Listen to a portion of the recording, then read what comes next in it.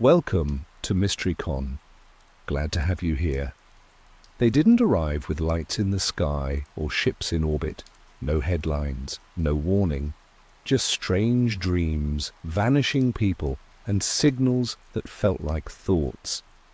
Across labs, schools, fields, and forests, something buried itself deep, silent, systematic, and inhuman.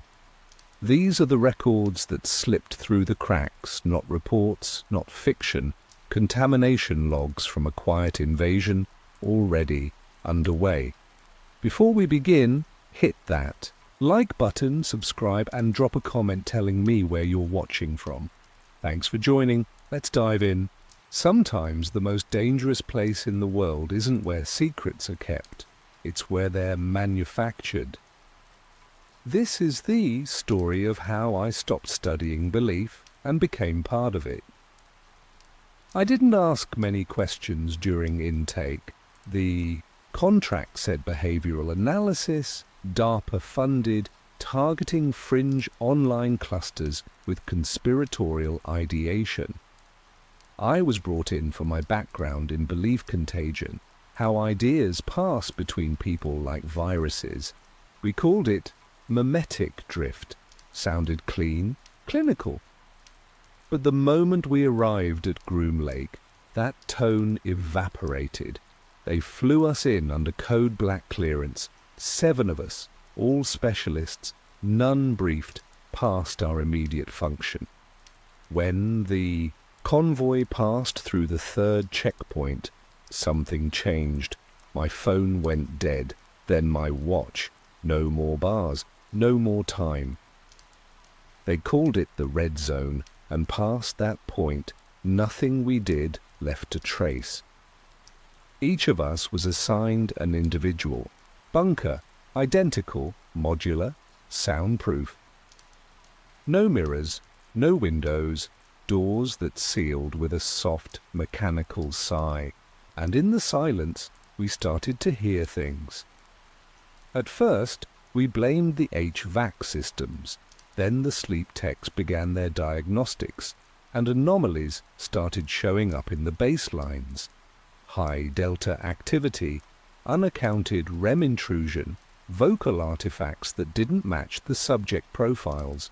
They didn't need us for the data, they needed us to believe it was ours. It was Dr. Singh who said it first.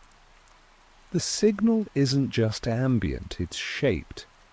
He was one of the sleep phase linguists, trained in phonemic entropy detection. He claimed he could isolate intentional structures inside the ambient noise recordings, microbursts of inverted speech, recursive cues embedded within the static. We chalked it up to suggestion, but then he played back the files for us, unedited logs from his own sleep study sessions, and we heard it too. Phrases nested inside frequency bands, structured like language, not human, but familiar. Something close enough to be unsettling. He called it cognitive resonance. Said it wasn't being received, it was being implanted. None of us laughed. We filed the anomalies like good scientists. But something in the tone of the lead researcher shifted. Meetings stopped happening. Project files became restricted. One by one, our clearances were downgraded without notice. I should have walked then, but curiosity's a kind of inertia. You don't feel the fall until you're past the event horizon, and by then, I was already under. By the time you realize it's not your voice in your head, it already knows how to speak like you.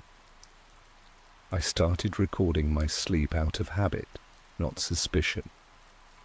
A carryover from my fieldwork days. Always document, always review. The first night, nothing. White noise, mechanical hums. But by the 3rd session I noticed it. A low-frequency pulse, subtle but rhythmic, like a breath underneath the room's silence. I ran it through audio filters. Under 19 Hz, technically inaudible. but something in my mind reacted anyway. I woke up mid-sentence. The file showed me whispering in a voice half asleep, reciting phrases I didn't recognize. Some were fragmented, questions, others sounded like commands. The cadence wasn't mine. It was flatter, more deliberate. A replica, learning to mimic my inflection. I played it for Dr. Singh. He nodded slowly and said, "It's getting clearer." When I brought it up to the project lead, my credentials were revoked by the end of the day. My access terminal locked me out. I couldn't reach the shared datasets, couldn't message the others. My name was scrubbed from the internal roster. That night I woke up outside. No shoes, dirt under my fingernails. My face was pressed against the chain-link fence near the secondary perimeter. I had no memory of getting there. There were drag marks in the sand behind me, just one set of footprints. Mine. The guards didn't say anything. One of them helped me back without a word. The next morning, my room had been reassigned. Someone else's name on the door. My belongings moved. No explanation. Singh and I started meeting in unused maintenance corridors, syncing notes the old way, pen and paper, no electronics. He showed me his dream logs, dozens of pages of circular diagrams, repeating words, strange ideograms. Some matched the recursive, glyphs from our belief contagion models, not random, patterned, designed. He said, "This isn't observation, this is transmission." It hit me then we weren't tracking belief. We were being tuned to it. The zone wasn't passive. It was actively shaping cognition, testing responses, measuring spread. Whatever Project Echo Box claimed to be on paper, they called it research, but the only variable was us. Singh disappeared 2 nights after our last meeting. No warning, no protocol. His access log simply ended at 0200 and no one acknowledged his absence. I checked the internal directory. His name was gone. His quarters were sealed, marked for decontamination. I tried asking around, but the other researchers had started speaking less, moving slower, like they were operating under some internal directive I hadn't received. When I reviewed Singh's last dream logs, I noticed something new. A diagram of the base layout. Except it wasn't accurate. Rooms were drawn in strange alignments, curved hallways forming loops. In the center, a symbol, one we'd seen before, embedded in those belief model prototypes, always discarded as an artifact of recursive logic. I began mapping the facility myself, hand-drawn, based only on where I'd been. But every time I redrew it from memory, the layout changed. I couldn't match corners, door placements shifted, elevators led to different corridors. It was subtle, almost imperceptible unless you were looking for it. But once you noticed, it was impossible to unsee. I'd write the layout down, blink, and something would be off. At first I thought it was fatigue. Then I saw the same phenomenon in the logs Singh left behind, maps redrawn over and over, none of them matching. Each one converged on that same geometric center, a pressure point. He'd labeled it Echo Core. I tested a theory. I walked the base with my eyes half closed, letting my body move without conscious direction. I reached the central wing, previously off limits, and found a corridor I didn't recognize. No door, just a blank wall humming softly. When I placed my hand against it, I felt vibration, low, patterned, like a heartbeat wrapped in static. It wasn't random, it was modulated, almost musical. As I stood there, something passed through me, not a sound but an idea. Clear, composed, not in words but in structure, a suggestion that didn't feel like suggestion. I stumbled back, heart racing, and when I turned to leave, the hallway was gone. Something inside this place was shaping the structure of our perception, and the more time we spent in it, the less of ourselves we seemed to bring back. Belief didn't spread through language, it spread through structure. I stopped sleeping. Not because of fear, but because the dreams weren't mine anymore. They felt assigned like scheduled broadcasts, silent visuals overlaid with pulsing tones. I'd wake up with new thoughts, fully formed, as if delivered in sequence. Ideas I hadn't reasoned toward, only received. It wasn't inspiration. It was implantation. My voice had changed too, slightly off, a delay between thought and speech, like a buffer was building between intention and action. I avoided the others. Those who remained didn't look up when spoken to. Their responses were clipped, overly literal, as if language itself had narrowed to only what was required. I started carrying a paper recorder, a tiny analog device, Sing, once used to avoid digital flags. I whispered thoughts into it when the corridors felt wrong. My last entry played back with an echo, even though I was alone. I heard my voice, followed by a second layer, identical phrasing, different inflection, delayed, like a loop correcting itself in real time. The second voice knew where my sentence was going before I did. I stopped the tape and rewound it twice. The anomaly was consistent. I returned to the sealed corridor. The blank wall was still there, but this time I brought graphite dust. I blew it gently across the surface and watched as lines formed, barely raised etchings, perfectly symmetrical, not decorative, functional. They matched the ideogram structure from Sing's maps. I traced them with my fingers and felt a mild, current-like static through skin, no shock, just recognition. It wasn't a door in the traditional sense. It was a threshold key to cognition, a pattern lock, not triggered by code, but by thought. I began to understand. Echo Box wasn't about studying conspiracy, it was about generating it, seeding controlled ideas, shaping perception through architecture, sound and sleep. Each of us was a test node. Our minds weren't being observed. They were being rewritten, then measured for propagation. Belief wasn't the product, it was the payload. That night, I found my original intake folder buried under a false bottom in my locker.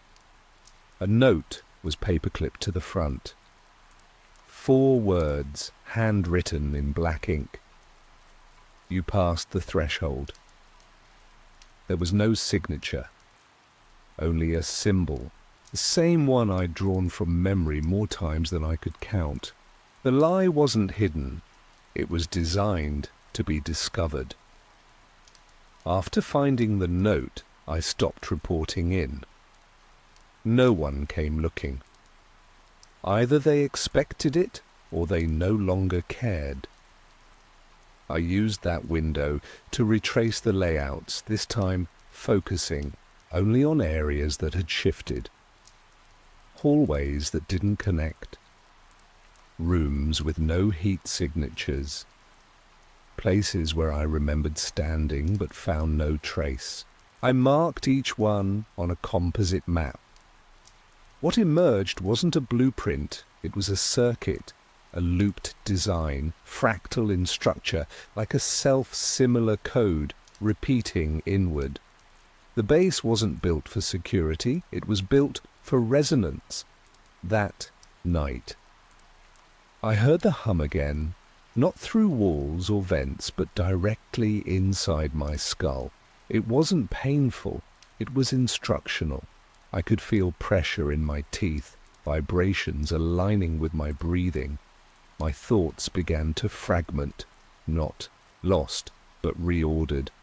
I remembered phrases I hadn't said in years, patterns from training modules, old headlines, all out of context, but stitched together with unnatural clarity. Like the signal had reached a new phase, a bloom. I visited the observation wing. It had been offline for weeks. Inside, every monitor was dark except one. It played footage of me. Looping segments of my movements from days prior, adjusting my collar, pausing in hallways, tracing wall patterns. The footage wasn't time-stamped, it wasn't surveillance, it was feedback. I was watching myself the way the system watched, all of us, not for behavior, but for replication potential. It was tracking how belief moved through posture, through decision, through reaction. I found a second note later, this one tucked into a data packet on my desk. Just a string of numbers, coordinates probably. But when I ran them against the belief model archives, they matched a set of anomaly signatures from our early phase tests, ones previously dismissed as statistical noise. Each coordinate had become a convergent zone, places where the signal had taken root in the public sphere, places where belief became contagious. Project Echo Box was never about containment, it was about release. We weren't inside to stop something from getting out. We were the carriers, groomed to deliver an idea that couldn't be traced back to origin. And now the signal had scaled. By the time I decided to leave, the facility had already started unraveling. Access points no longer matched their logs. Key cards worked in reverse. Some doors opened to supply rooms, others to corridors I'd never walked. The few staff I passed seemed altered, their movements too smooth, their faces blank but composed, not drugged, reprogrammed. Their attention didn't linger, as if I'd been marked irrelevant. That was my first warning. I used the service tunnels. Most weren't on the maps, but Singh's notes had made sense of them in context. They formed spirals leading toward the central hangar, what we'd once believed was a storage bay. I'd seen glimpses of it in the restricted data, temperature inconsistencies, magnetic flux, pressure spikes without cause. The signal originated there, or maybe it passed through there. It no longer mattered. The question wasn't what it was what it was doing. The hangar door was open. No guards. No alarms. Just that low resonance, deeper now, more layered. The interior lights pulsed at a rhythm that matched my breathing before I even stepped inside. In the center floated a sphere, matte and silent, held aloft by no visible means. It wasn't technology, at least not any kind I recognized. It looked inert until I approached.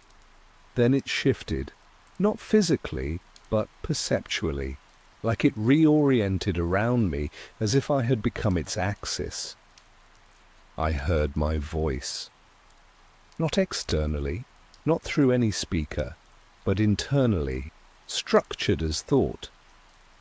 Except the phrasing was off. Sentences I'd never spoken but somehow believed. It was pulling from memory, reconstructing context. It wasn't speaking to me, it was shaping me. I stepped back, but the thoughts persisted. They didn't feel invasive, they felt inevitable. I looked down, my hands were shaking, but not from fear, from recognition. My skin had patterns on it, fine, fractal lines emerging under the surface, the same ones from the belief models, from the wall, from the signal. My body wasn't reacting to the sphere, it was syncing with it. Whatever this machine was, it wasn't built to observe or contain, it was built to convert, and I'd crossed the final threshold. I don't remember leaving the base. I remember light, flat and colourless like an afterimage that never fades. Then silence. Not the absence of sound, but a deeper kind. One that felt like it waited for me to speak first. When I came to, I was in my apartment. Or something that resembled it. Same furniture. Same chipped mug on the counter. But the details were off. The faucet handle turned the wrong way. Street signs outside didn't match what I remembered. People looked familiar, but their names surfaced a beat too late, like cached files loading from a corrupted drive. At first, I thought I'd been released, that maybe the program had run its course, but then I noticed the symbols. In packaging, labels, subway graffiti, subtle variations in font kerning on street advertisements, the same geometric curves from the facility, now replicated across everyday design. I checked my reflection in the bathroom mirror. Still me, but my left eye tracked light differently, as if it responded to another spectrum. I blinked, and for a second, the bathroom wall behind me rippled, just slightly, enough to confirm I wasn't out. I started hearing it again.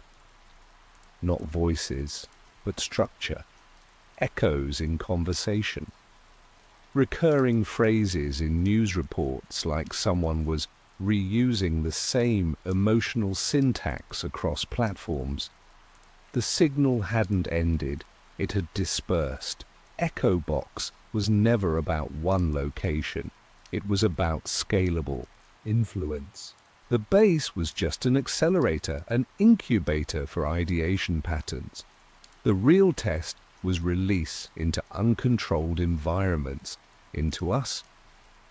I kept writing, not reports, not documentation, just sequences, shapes, sounds that didn't have words, yet but felt like they should.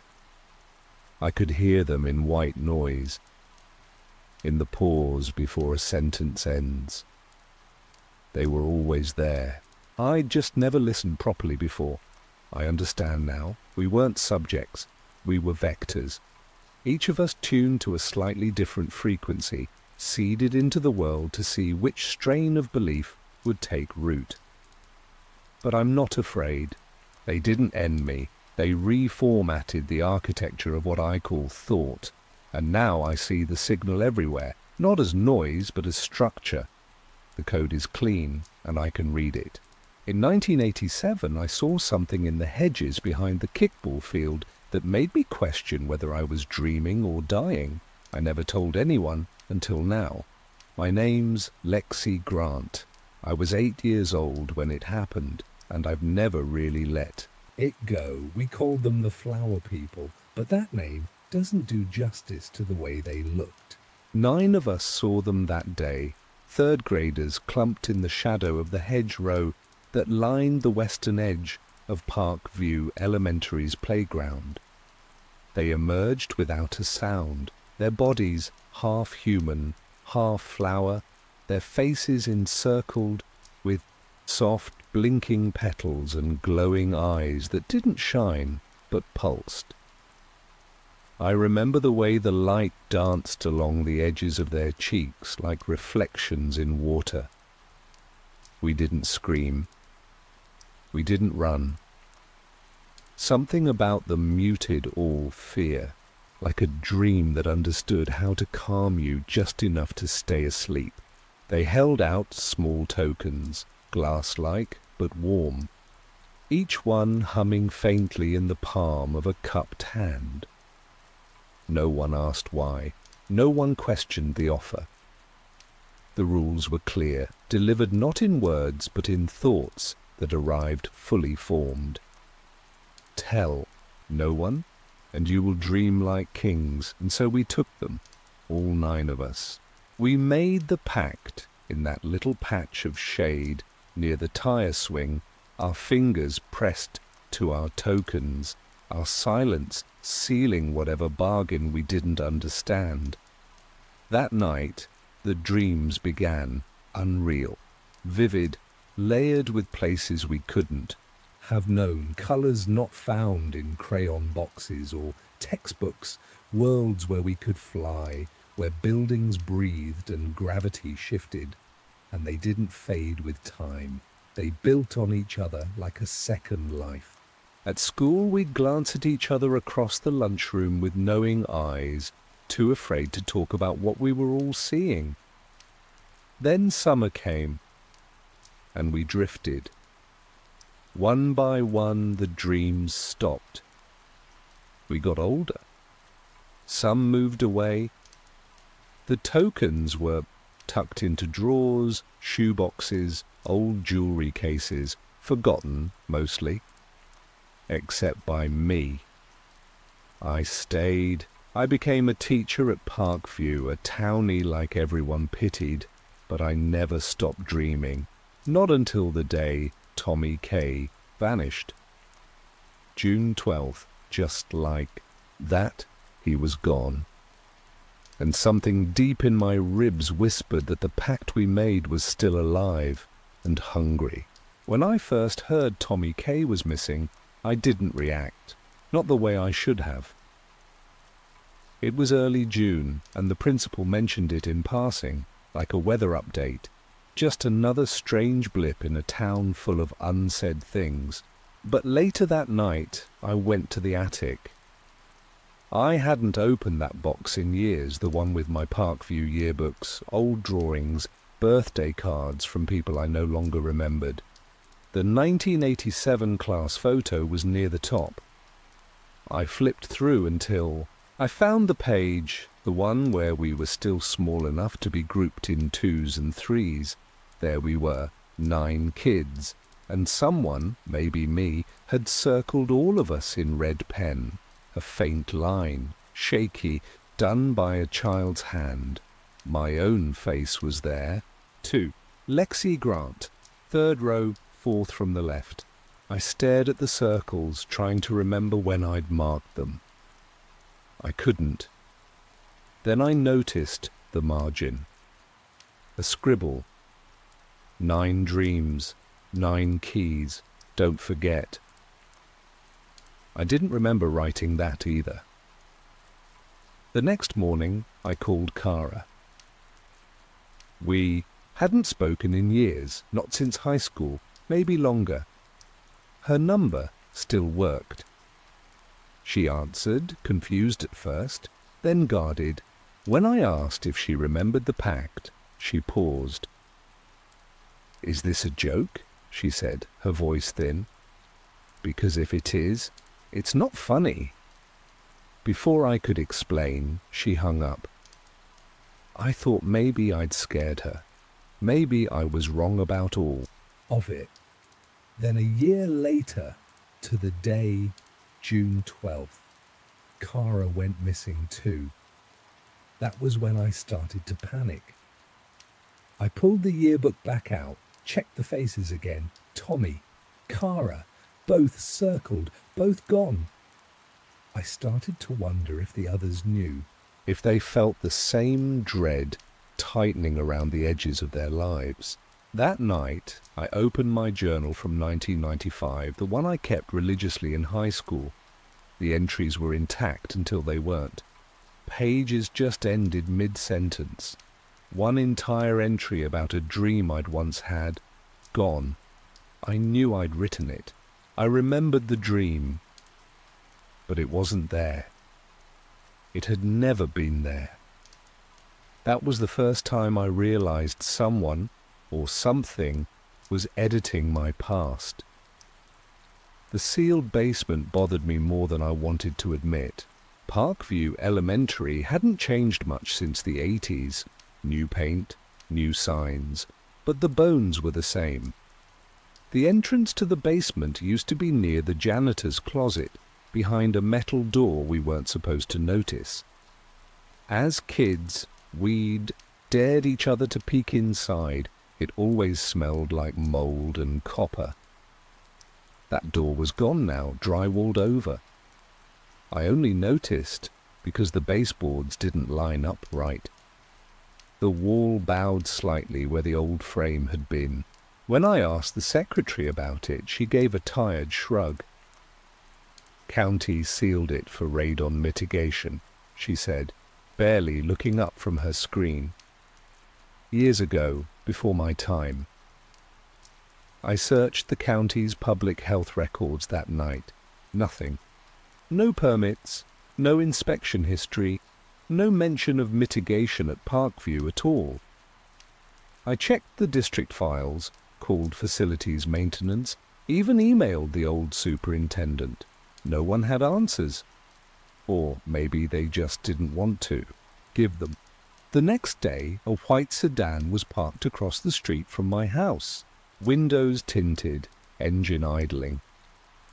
I watched from my living room for nearly an hour. It didn't move. When I finally stepped outside, pretending to take out the trash, it pulled away slowly, no plates on the front. I didn't sleep well that week. My dreams, once vivid, filled with surreal beauty, turned violent, distorted. Colors bled together and faces twisted mid-sentence. I woke up gasping, sheets soaked in sweat. The dreams didn't feel like dreams anymore. They felt like broken transmissions, corrupted files trying to rebuild themselves. At school, I started noticing smaller things. My attendance records had gaps, weeks where my name just disappeared. A co-worker I barely spoke to asked me where I grew up. I told her Parkview, like always. She frowned. "Are you sure?" she asked, laughing like it was a joke. "I thought you transferred in." That's when I checked my own personnel file. I'd been hired in 2008. Except the document said 2011. My signature was there, but the date wasn't mine. At first, I thought it was a clerical error. Maybe I'd misremembered. But the deeper I looked, the more the inconsistencies piled up. Notes I'd written, emails I knew I sent. They were either gone or edited. Pages in my old journals stopped mid-thought, as if my hand had lifted halfway through a sentence. For days I told myself I was imagining it. Then came the dreams, fragmented, muted, unfamiliar. I knew what was happening, even if I didn't understand how. Someone wasn't just hiding the past, they were rewriting it, piece by piece. I drove 3 hours to find Brian, one of the last 5. He'd moved to a trailer park on the edge of the state line, deep in a wooded stretch near Lake Orrin. The place felt half abandoned, but I found his lot easily. A hand-painted number marked the mailbox. He answered after the 3rd knock. Brian used to be the tallest kid in class, loud and fast. Now he looked smaller, like the world had shrunk him. His eyes were bloodshot, his hands shaking as he held the door open. "Lexi Grant," he said, like reading off a headline. "Took you long enough." He let me in without asking why I was there. The inside was dark and cluttered. Boxes lined the walls. Every window was covered in layers of newspaper. On the kitchen table sat something familiar, his token glowing faintly beneath a cracked glass. I stared. "You still have it?" I said. "Didn't know it still worked." Brian laughed, sharp and dry. "That's the problem. It never stopped." He poured instant coffee into chipped mugs, then sat down, avoiding my eyes. I asked him about the dreams, about Tommy and Kara. He already knew. "I tracked them for years," he said, "until they disappeared, just like the others. Same day, same silence." I showed him the yearbook, the circled faces, the margin notes. He nodded slowly, like seeing something half expected. "We weren't chosen," he said. "We were only tagged." He pulled out a thin folder filled with maps, old notes and photocopies. One stood out, a page stamped with the word Flora in block letters. "It was never about dreaming," Brian said. "They called it Flora. Behavioral mapping. They ran simulations through our neural pathways while we slept. We weren't dreaming, we were being tested." I asked what the tokens were. "Triggers," he said. "Access points. Once activated, they never fully shut off. Every June 12th, they review us, decide who gets pulled." I sat there for a long time, trying to breathe. My own token was still hidden in a jewelry box under my bed. I hadn't looked at it in years. Brian leaned forward, voice low. "If you still have yours, Lexi, you're not safe. None of us are." After seeing Brian, I didn't go home. I drove straight to the school. It was Saturday, just past midnight, and the building sat quiet under the sodium lights. My hands shook as I pried open the side entrance with an old staff key I'd never returned. The hallways smelled the same, cleaning chemicals and wax. I moved fast down past the gym to the wall near the janitor's closet. I brought a crowbar from the trunk, hoping the drywall would give easily. It did.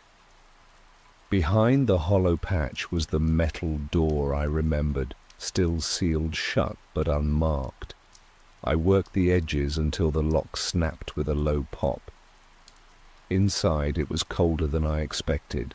The air felt untouched, thick with dust and decay. My flashlight flickered as I stepped down the concrete stairs. At the bottom was a narrow corridor leading to a rusted door with peeling white paint. It looked like it hadn't been opened in decades. I turned the handle slowly. It gave with a groan, revealing a control room lined with dead monitors and old tape reels. Wires hung loose from the ceiling. A single desk sat in the middle, surrounded by file cabinets and broken chairs. I scanned the room, not sure what I was looking for, until I saw my own name. It was typed on a folder, half buried under dust and faded printouts.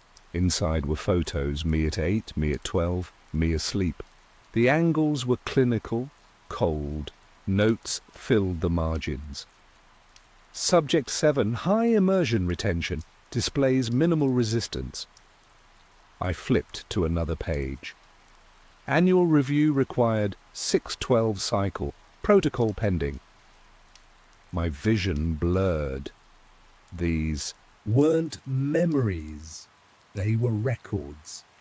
In the far corner, an old monitor blinked to life. Static, then a flickering image. A classroom from decades ago, empty except for one child at a desk. It was me, watching, unmoving. The footage looped every 10 seconds. I stepped back, heart racing. I finally understood. The dreams weren't escape, they were conditioning. And we had never left that room. The floor creaked above me. Someone was here. I didn't wait to find out who was upstairs. I shut off the monitor, stuffed the folder into my bag, and slipped back into the corridor. I left the door open behind me on purpose. If they were watching, they'd know I'd seen everything. Better to act like I wasn't afraid, but I was. Every step up the stairs felt heavier. The air was wrong. Still, I reached the exit without seeing anyone. The hall was empty, just as I'd left it. I slipped out, replaced the drywall, and drove home in silence. At dawn, I took the token from under my bed. It looked the same, translucent, faintly pulsing with that familiar inner glow. I held it in my palm and tried to remember the last time I'd touched it. Maybe college. Maybe before. But the moment I held it, something clicked behind my eyes. Images flashed, dreamscapes I thought I'd forgotten, fields of impossible geometry, voices without language, a presence watching, always just out of sight. I went outside and lit a fire in the metal bin behind my garage. I stood there for a long time, staring at the token. It didn't want to burn. I could feel it, like the object itself resisted destruction. But I dropped it anyway. It hissed as the flames touched it, then cracked sharply in two. A sound like pressure releasing filled the air, soft but heavy, like air being sucked through a vent. That night, the dreams turned to something else. No color, no warmth. Just jagged, flickering images, like security footage, scrambled through static. I woke with blood on my pillow from a nosebleed and a headache that pulsed behind my eyes. My phone was dead. My laptop wouldn't turn on. Files I'd backed up were corrupted. My photos, my notes, even the scans of the folder I'd taken from the basement were gone. I called Brian, no answer. I tried the others. Voicemails, disconnected. Numbers. I was the only one left, still reaching out. They weren't just watching anymore. They were pulling everything back, resetting the board. But I wasn't going to vanish quietly. I started printing copies of the documents. Dozens, then hundreds. If the truth couldn't survive digitally, it would survive on paper. The printer jammed 3 times before I gave up on bulk copies. I started mailing what I had, scans, notes, photographs, to journalists, researchers, even fringe bloggers. Some packages were ignored, a few were returned, but others found their way to curious hands. I used no return address. I stopped using my real name. Every few days I changed locations, carrying only a backpack and a stack of envelopes. What I couldn't mail I left in libraries, coffee shops, waiting rooms. I didn't know if it was enough, but it was something. Then I built a replica. I'd memorized every detail, the shape, the grooves, the strange texture, like smooth coral. I used a 3D printer and phosphorescent resin, but left out the circuitry. These weren't keys to the old system. They were dead shells, familiar to the subconscious, safe to hold. Inside I hid something new, information, not influence. Inside each one I placed a microchip with a compressed packet of data. Documents, recordings, names, maps, evidence. I called them keys, not tokens. Not to dream, but to wake. I sent them to children. I know how that sounds, but I didn't choose randomly. I watched the forums, the message boards, the parents sharing stories about strange dreams, missing time, flickering memories. I picked Addresses where the symptoms matched the pattern, where the original trials might have extended or restarted. The system that had once watched us wasn't just buried in Parkview. It had spread. And I wanted to short-circuit it. June to 12th came again. I waited. No missing persons. No unexplained vanishings. Just silence, tense, uncertain, but intact. But 3 days later, the emails began. Parents, teachers. One from a woman in Oregon who said her son woke up crying, repeating a word he'd never heard before, Flora. Another said their daughter described a school that never existed, with glowing-eyed visitors and rooms behind the walls. The story was returning, not through fear, but through memory. I don't dream anymore. Whatever I burned, it took the dreams with it. What's left is static and noise. But I'm not afraid. The project failed when we stopped obeying. When we stopped forgetting. They can erase records, they can rewrite files, but they can't kill what lives in the mind of a child, especially when they start to remember. The cows weren't dead, not at first. They just stood there, staring at nothing, like they'd seen something the rest of us couldn't. My name is Mara Keane. I've worked with livestock for over 20 years, long enough to know the difference between stress, disease, and something that doesn't belong in the manual. What I saw that morning didn't fit any of those. The call came from a rancher named John Hale. Quiet man. 40 years on the same plot. He said something was wrong with his herd. Said they weren't eating. Said they were just standing. I figured it was nitrate toxicity, maybe listeriosis. I packed my kit, drove 6 hours northeast through flat country, and arrived in Reldon just after dawn. The air smelled clean. Too clean.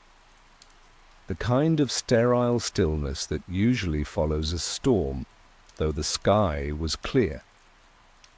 I found John waiting by the gate. He didn't say much, just pointed.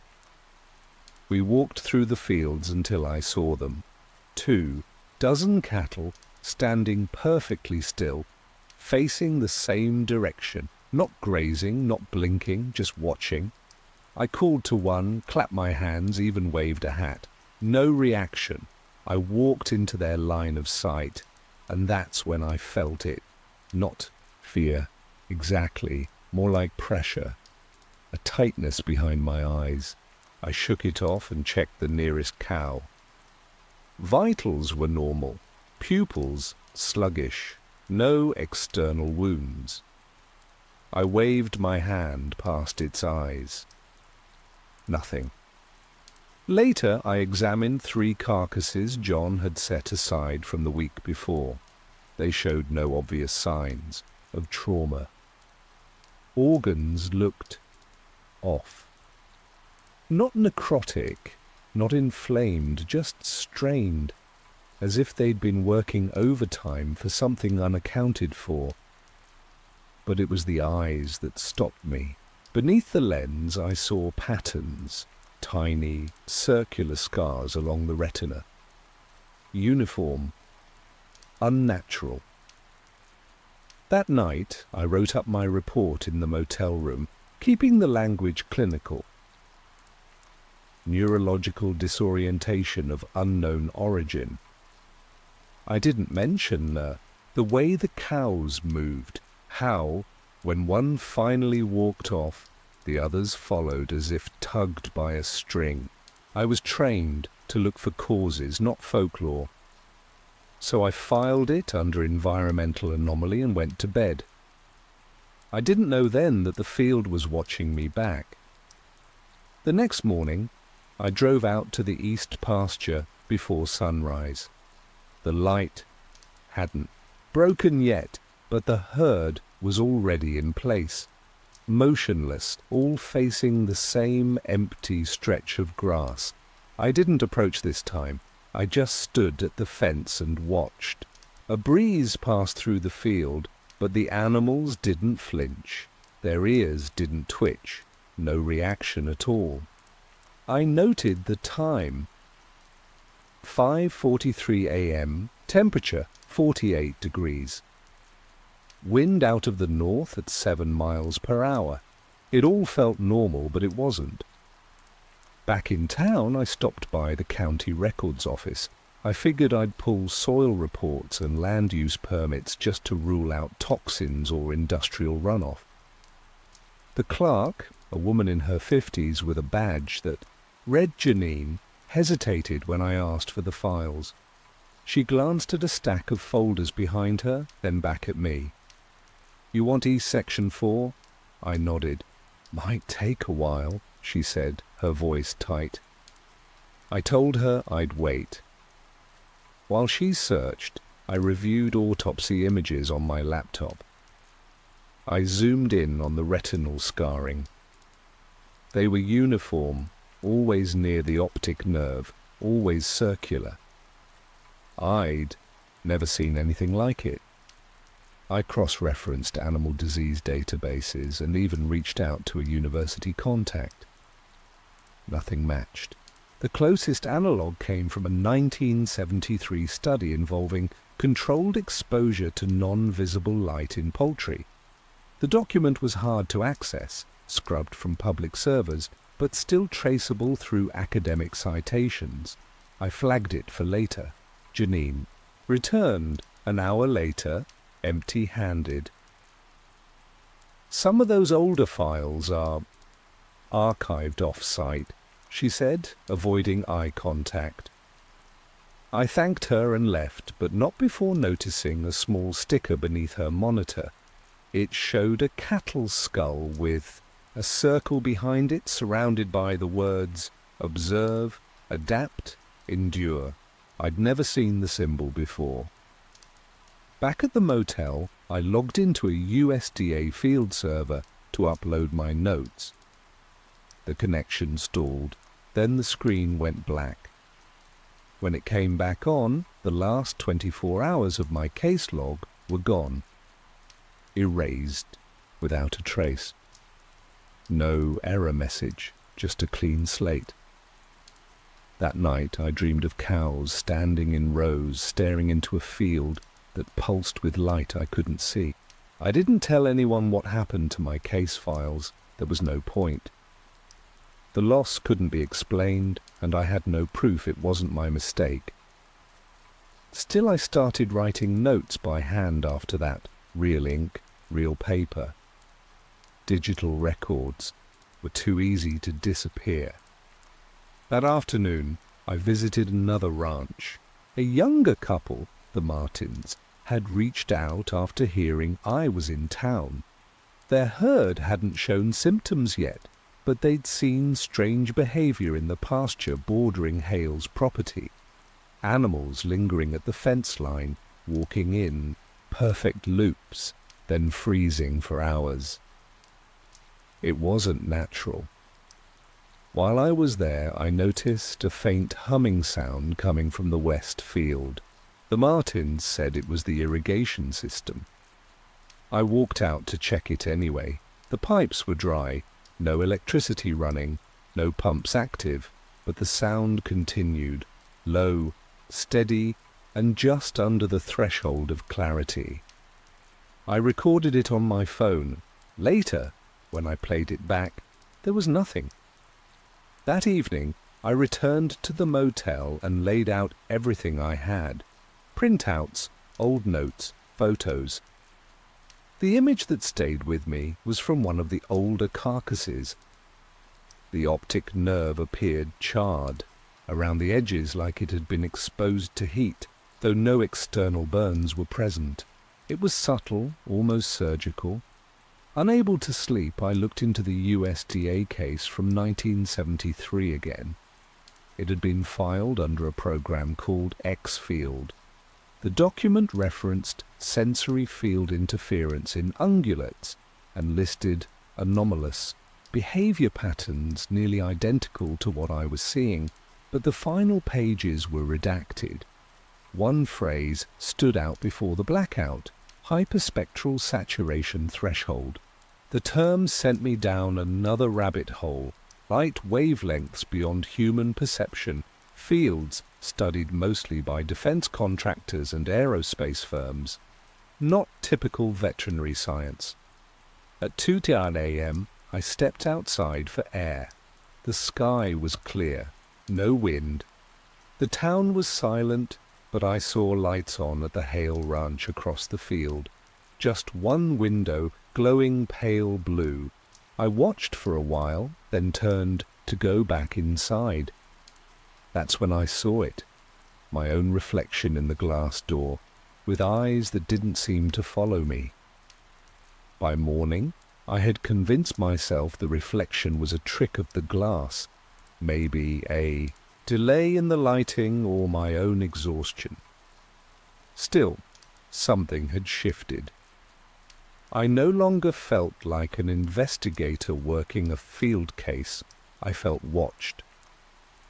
I drove to the next town over, Clearston, hoping to find a secure connection at the public library. When I tried accessing the USDA site, the page wouldn't load. My credentials were rejected. I attempted to log in through a VPN. Same result. Then, without warning, the browser closed and the terminal froze.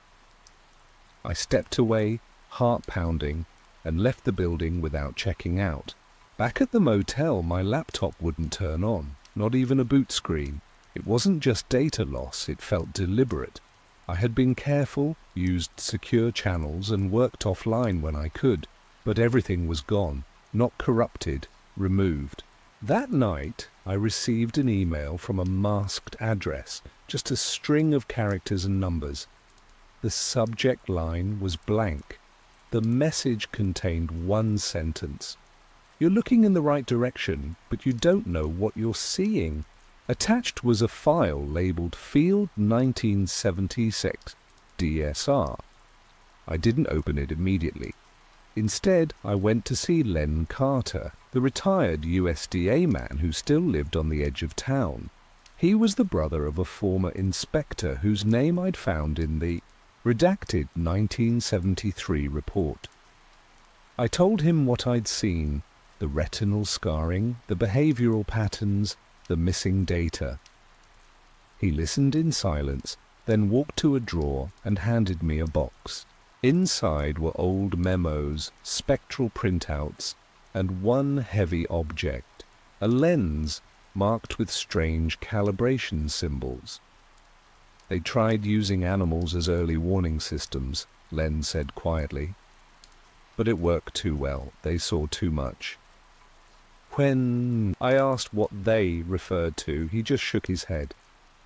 Not a who, a where. It's not about what's there, it's about how you look at it. Later, I finally opened the attachment. It contained hyperspectral field overlays and a grid map matching the exact location of the Hale pasture. At the bottom of the chart was one phrase in bold: perception window breach, active. I didn't sleep that night. I wore the lens for the first time at dawn. It took some modification to fit over my regular field goggles, but the alignment was clear. No battery, no electronics, just glass, precisely cut and heavy. At first, nothing changed. The fields looked the same, bathed in early light. But then I turned toward the east pasture and saw them. Shapes moved, tall, skeletal, slow, not solid, not entirely visible. They flickered just beyond recognition like heat rising from asphalt. Dozens of them, walking patterns too smooth to be random. Long limbs bent inward, heads swaying slightly as if grazing. The cows stood still among them, eyes wide, unblinking. I stumbled back, ripped the lens off, and dropped it in the dirt. My vision returned to normal. The field was empty again. The shapes were gone. I was shaking, my breath shallow, ears ringing. The pressure I'd felt before, the tightness behind the eyes, was stronger now. It pulsed with my heartbeat. I left the field without collecting samples. My hands weren't steady enough. Back at the motel, I tried to write down what I'd seen, but the words failed. Every description felt wrong, too vague or too extreme. I stopped trying. That night, someone knocked on my door.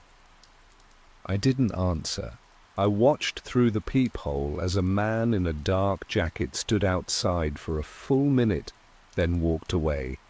No clipboard, no badge, no car in sight, just silence. When I opened the door 10 minutes later, a slip of paper lay on the ground. It read, "Stop transmitting." I checked my equipment.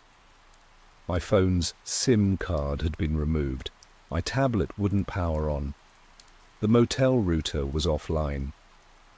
I hadn't transmitted anything in days. Still, I destroyed the lens and flushed the fragments. It didn't help.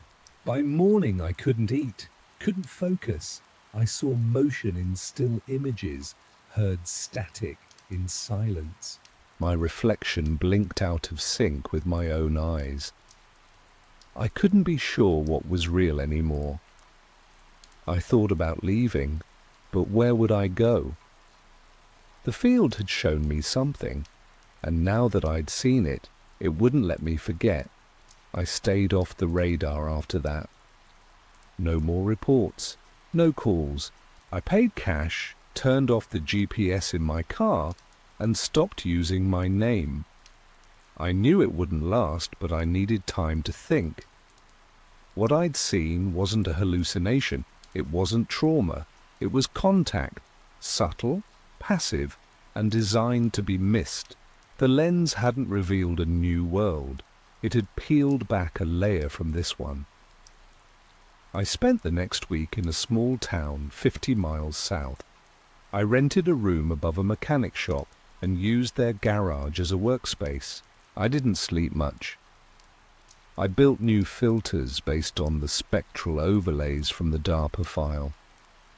I used scraps from welding shields, microscope plates, even tinted visors from old survey gear. None of it worked. Nothing showed me what the original lens had. It wasn't the material, it was the calibration. Still, I kept looking. One night, while rechecking the grid coordinates, I noticed something odd. The same plots receiving federal subsidies for decades had never produced viable yields. No crops, no livestock, just land held and maintained. I compared historical satellite imagery. Most were clean, but one from 1981 showed a glitch, a field with no shadow at high noon. Just flat, bright interference. That was when I understood. It wasn't a cover-up for what was happening. The programs were the containment. They paid farmers to stay put, to coexist, not to ask questions. And it had worked, until now. I uploaded what I could to a burner drive, spectral data, images, the redacted documents. Then I sent it to 5 independent researchers using a dark net Dropbox.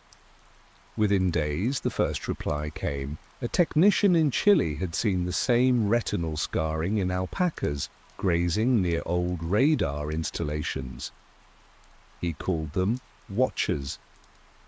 After that, the pattern spread. Quiet emails, anonymous messages, people were watching the fields differently. A few even built their own filters. Most found nothing. A few found something they wouldn't describe. I stopped trying to explain it. The more I let go of the need to prove it, the clearer it became. They weren't hiding. They never were. I live quietly now, off-grid in the foothills, surrounded by fallow land and silence. No internet, no power lines, just a propane stove, solar lanterns, and a notebook I keep tucked behind a loose floorboard. I don't write reports anymore. I just record what I see. Every morning, I sit on the porch with coffee and watch the western field. Sometimes there's nothing. Other times I catch a shimmer, a slight bend in the light, like heat rising from my frost. The movement is always slow, measured, grazing, deliberate. I no longer flinch when it happens. I've accepted it. People still reach out. Old contacts, new names, strange email headers. They don't ask questions, they send footage, coordinates, scans. The language has changed. No more talk of threats or anomalies. Now they say observation zones, adaptive spectra, coexistence. They don't look for a fix. They look for understanding. I never heard from the state again. No follow-up, no closure. The motel was demolished 6 months after I left. Hale's land was sold, and the fields remain untouched. Locals say that new owners don't plant anything. They just maintain the fence and pay the taxes. Last week, a boy from the next property over wandered into my yard, maybe 9 years old, quiet, serious. He said his cows had been acting strange, staring at the trees. I asked if it scared him. He shook his head. "They're just looking," he said.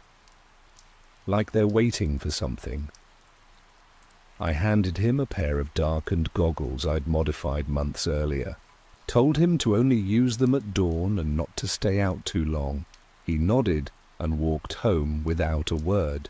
The next morning, I saw him sitting at the edge of his pasture, goggles on, legs crossed, perfectly still. I don't know if he saw them. I don't need to. What matters is that he looked, that someone else saw the shape of things beneath the noise. The fields aren't empty. They never were. They're full of presence, calm, patient, and old. We were taught to ignore them, to look past, but not everyone does. Some of us see, and once you see, you don't go back. They didn't mark the dead zones on the map. Not because they didn't know where they were, but because someone made sure we wouldn't ask why. The first time I entered one, I didn't know it. I was mapping a section of decommissioned forestry land just west of Clallam County, the kind of job you get when your supervisor thinks you need field exposure. The terrain was all mud-veined switchbacks and moss-covered boulders, beautiful in a way that felt detached from time. My gear was standard: GPS receiver, satellite transponder, drone pack, and a reinforced tablet synced to the Bureau's cartography servers. Everything worked fine until I hit the zone. No warning. Just 7 minutes of nothing. No thoughts. No time. I remember taking a step toward a ridge, and then blinking back into myself, standing 10 feet ahead, with no memory of the gap. I laughed it off like you do when you forget why you walked into a room, but the tech was dead. Tablet frozen, GPS rebooting, drone offline. I chalked it up to bad reception, solar interference, maybe a firmware bug. Back at camp, the logs showed a clean trail as if I'd never lost signal. That should have been the first clue. Over the next week, I kept logging anomalies, patches of static in an otherwise pristine grid. Always exactly 7 minutes, always followed by slight disorientation, no vertigo, no sickness, Just blank space in my head. And the weird thing was the GPS points weren't random. When I charted them on my laptop, the dropouts formed a crude ring, 6 points in a perfect hexagonal arc, like clock ticks on a broken watch face. I didn't say anything to my supervisor, Jensen. He was the kind of guy who didn't like irregularities unless they could be measured in dollars or square footage. But when I went back to double-check one of the sites, the anomaly was gone. The forest looked identical, but my body knew something was off.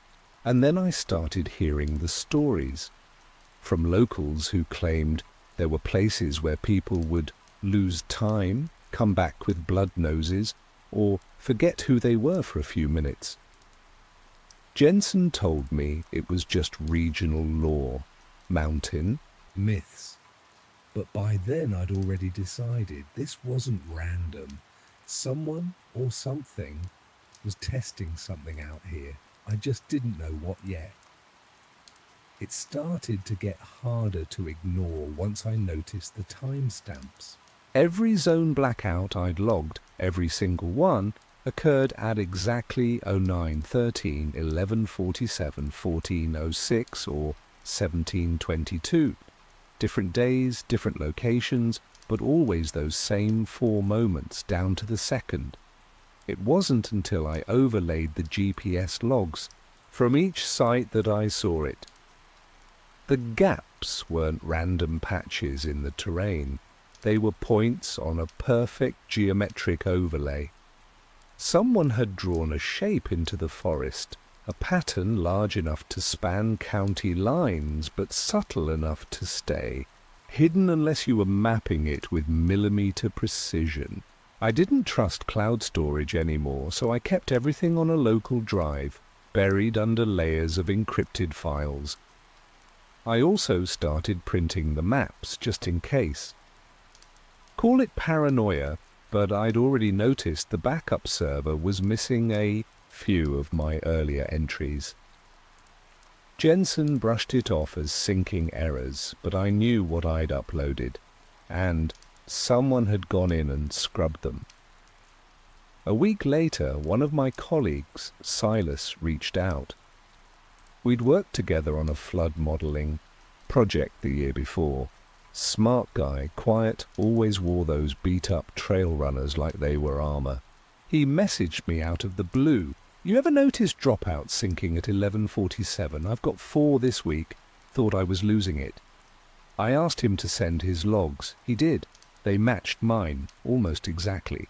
I offered to meet in person. He agreed. Then he vanished. No goodbye, no resignation, just gone. His profile marked inactive, all internal messages deleted. His field notes were wiped from the archive. I knew because I tried to pull them the next day, and the system told me, no record exists. I brought it up to Jensen casually, and he froze for a beat too long before saying, "Silas?" "Oh, right." He transferred. "Somewhere inland."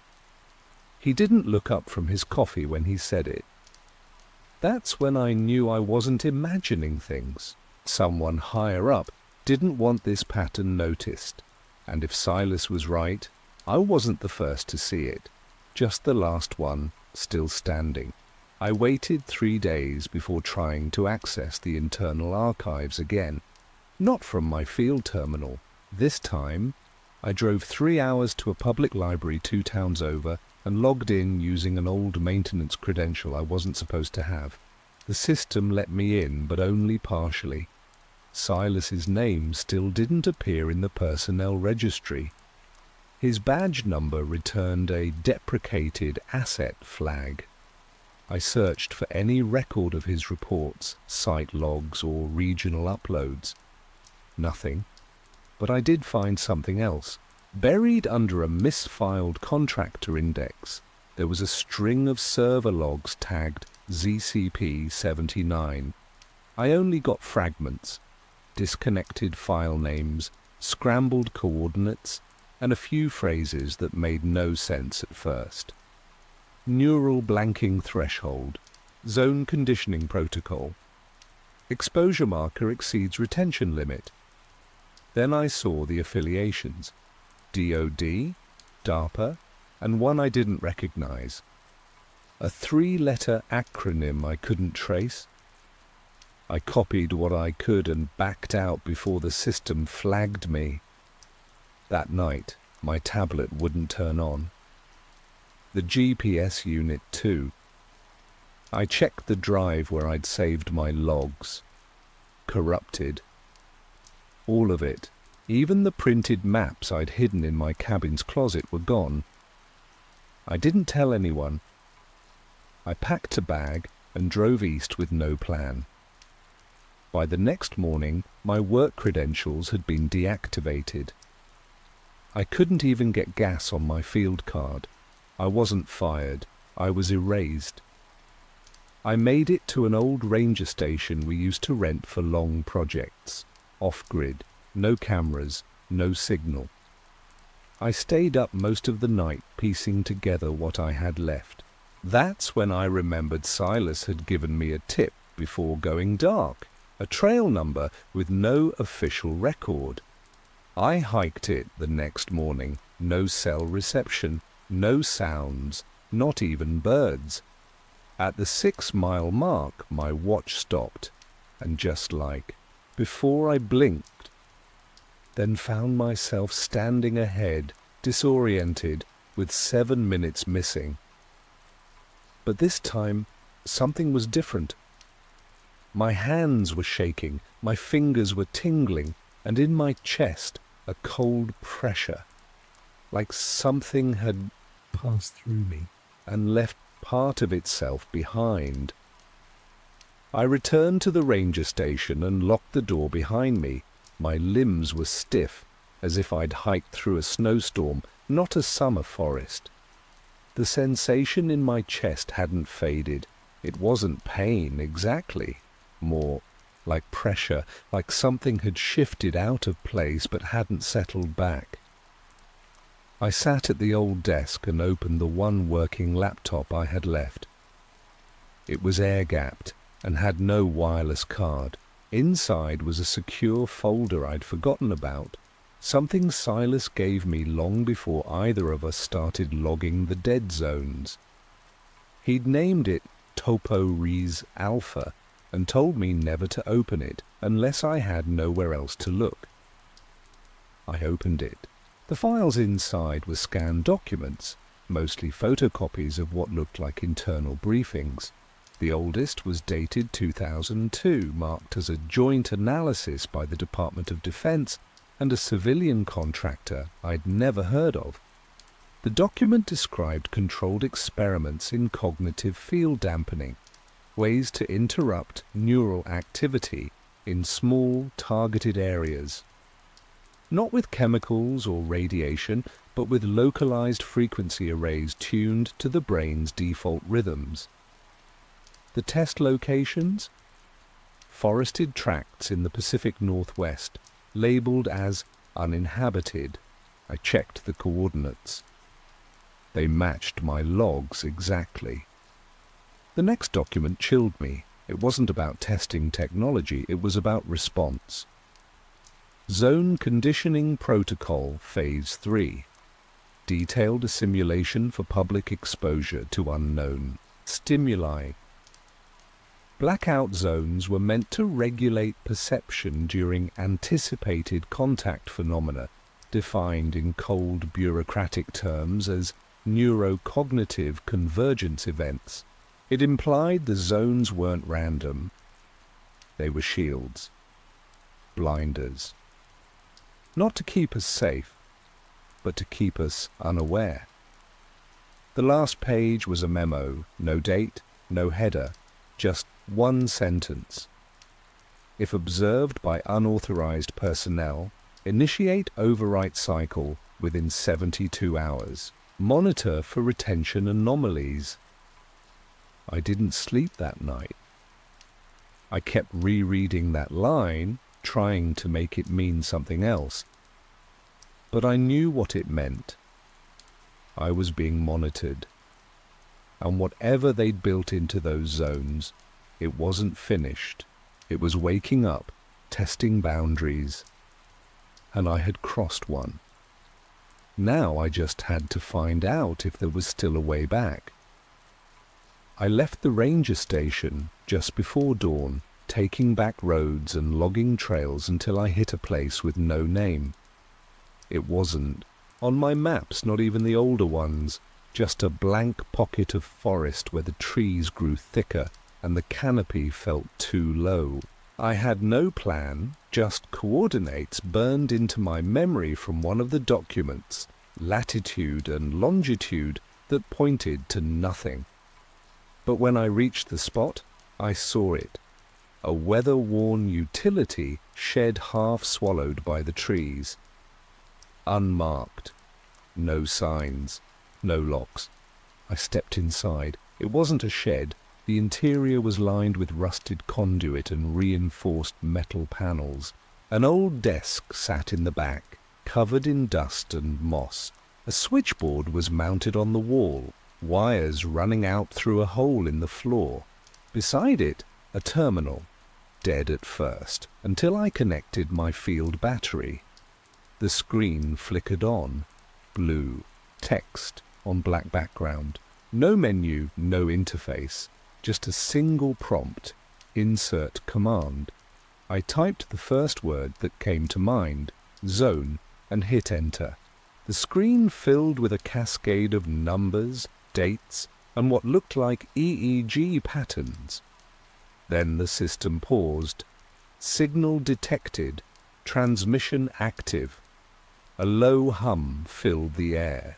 Not mechanical, not electric. It felt internal, like a vibration near the bones.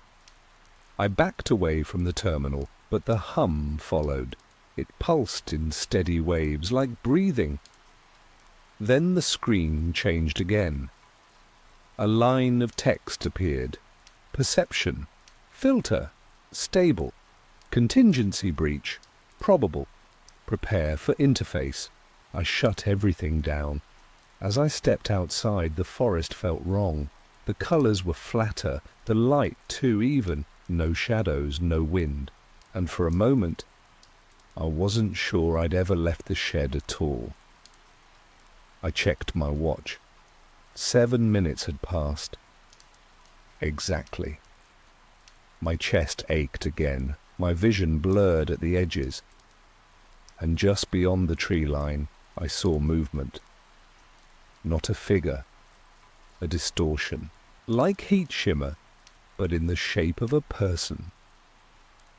I turned and ran, not stopping until the road reappeared behind me. The shed was real. The signal was real, and whatever I'd just activated, it had noticed me. I didn't make it far. About 10 miles down the road, my car died.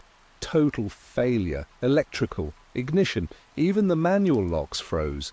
I grabbed my bag and ran into the woods, assuming they'd send someone. I was right. Within an hour, I heard the rotors. Not police. Not local search and rescue. This was military, low profile, fast. I hid beneath a fallen pine and waited. They didn't call my name. They didn't ask questions. They moved with precision, sweeping in a grid, like they knew exactly what had been triggered. I stayed low until they passed, then circled wide through a stream bed to a trailhead. I knew of a safe house, an old cabin used by a fringe prepper group I'd met during a survey project the year before. People who didn't trust phones, banks, or overhead planes. They let me in without a word. I spent 2 days with them, off-grid, silent. They asked about the data. I told them only the basics, the zones, the frequencies, the symptoms. They listened. Then they offered help, but not for free. They wanted the coordinates, the files, everything I had. They weren't interested in stopping it. They wanted to weaponize it. Their leader, a man called Gage, said the tech could disable cities, that it was a balancer, something to level the field if the system broke down. I refused, quietly, carefully. And the next morning, I left before dawn with only what I could carry. But the damage was done. My memories began unraveling. 3 hours later, I passed a familiar ridge and couldn't remember why it mattered. I looked at my own handwritten notes, and they felt like someone else's words.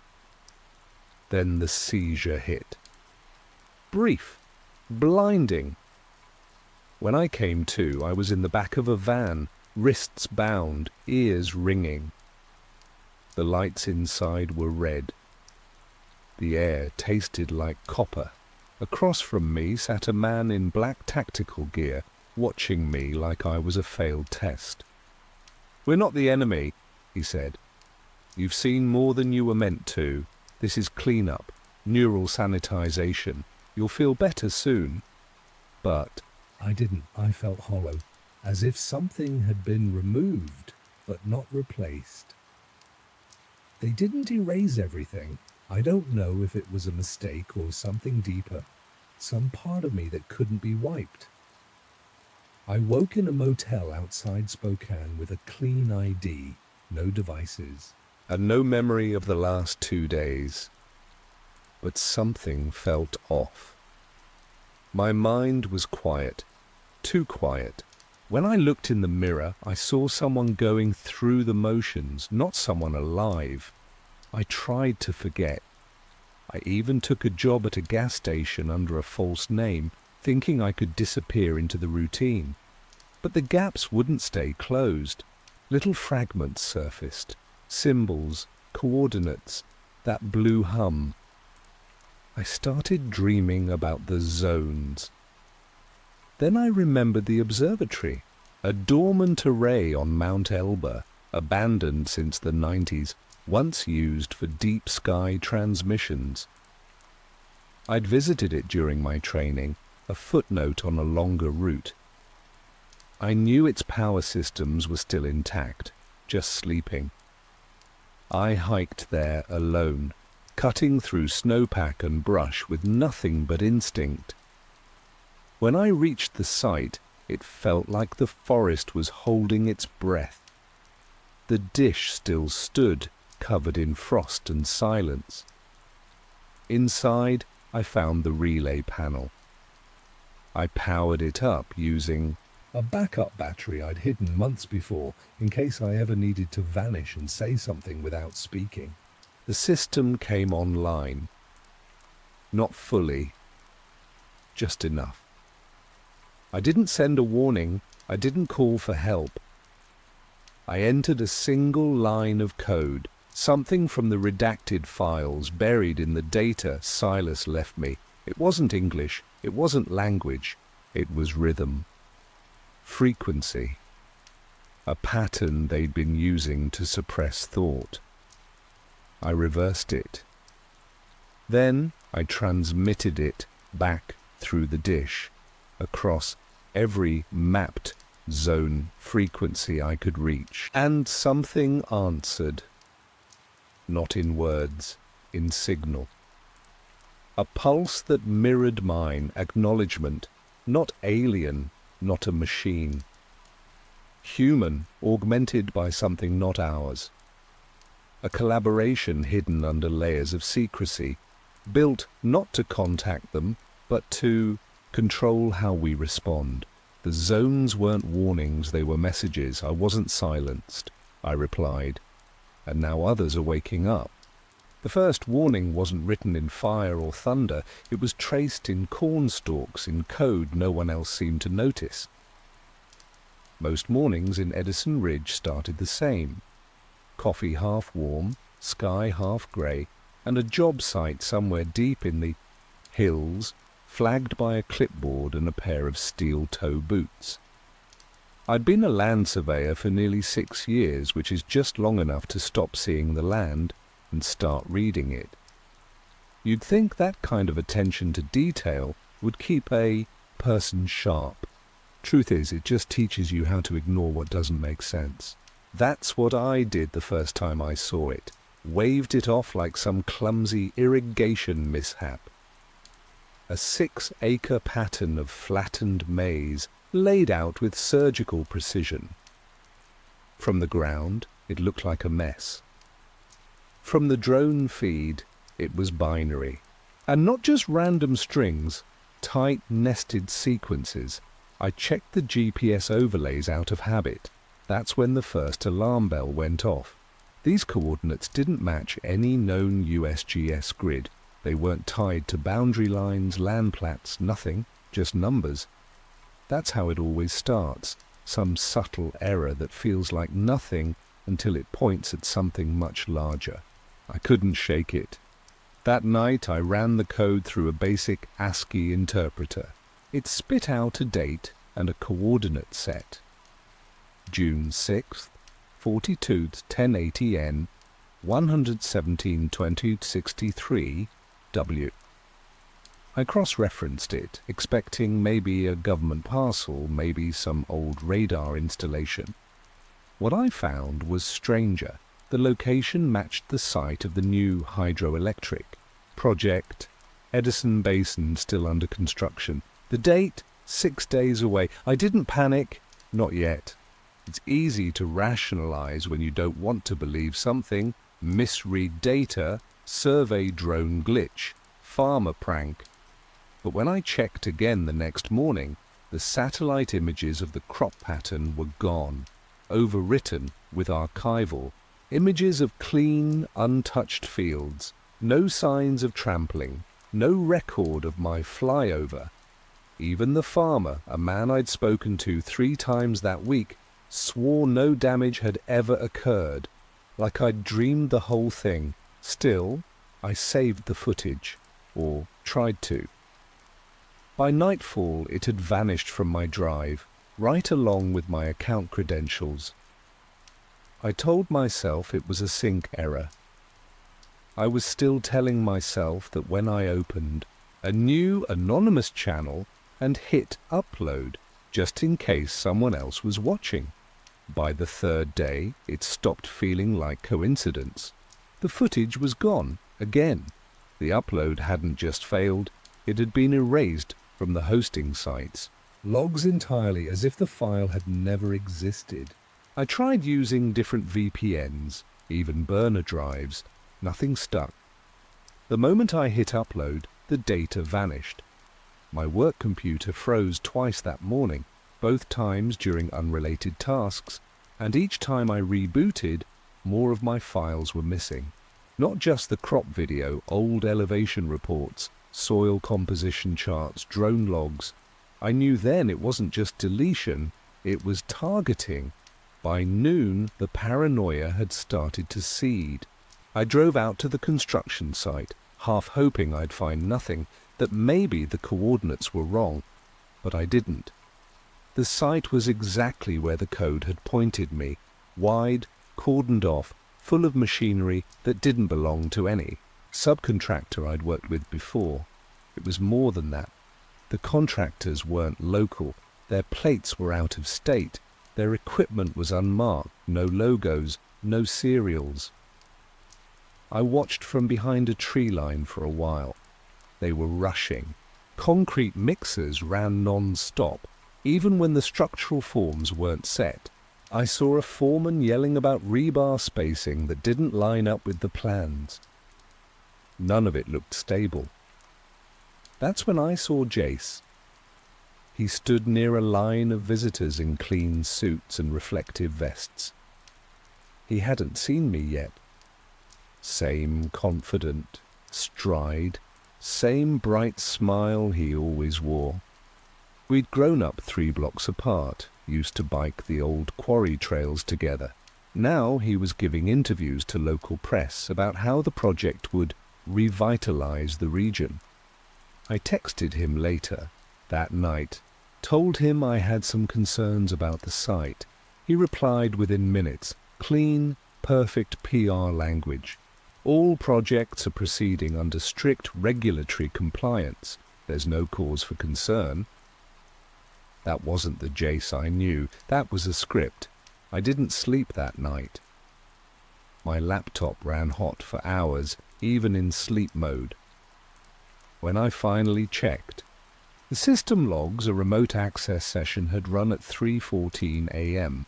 My desktop background had been changed, a blank grey screen.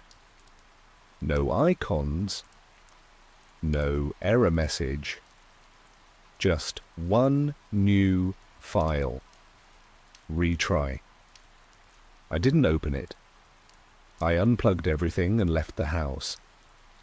I spent the next day combing through old survey archives, trying to find anything that looked like what I'd seen in the field.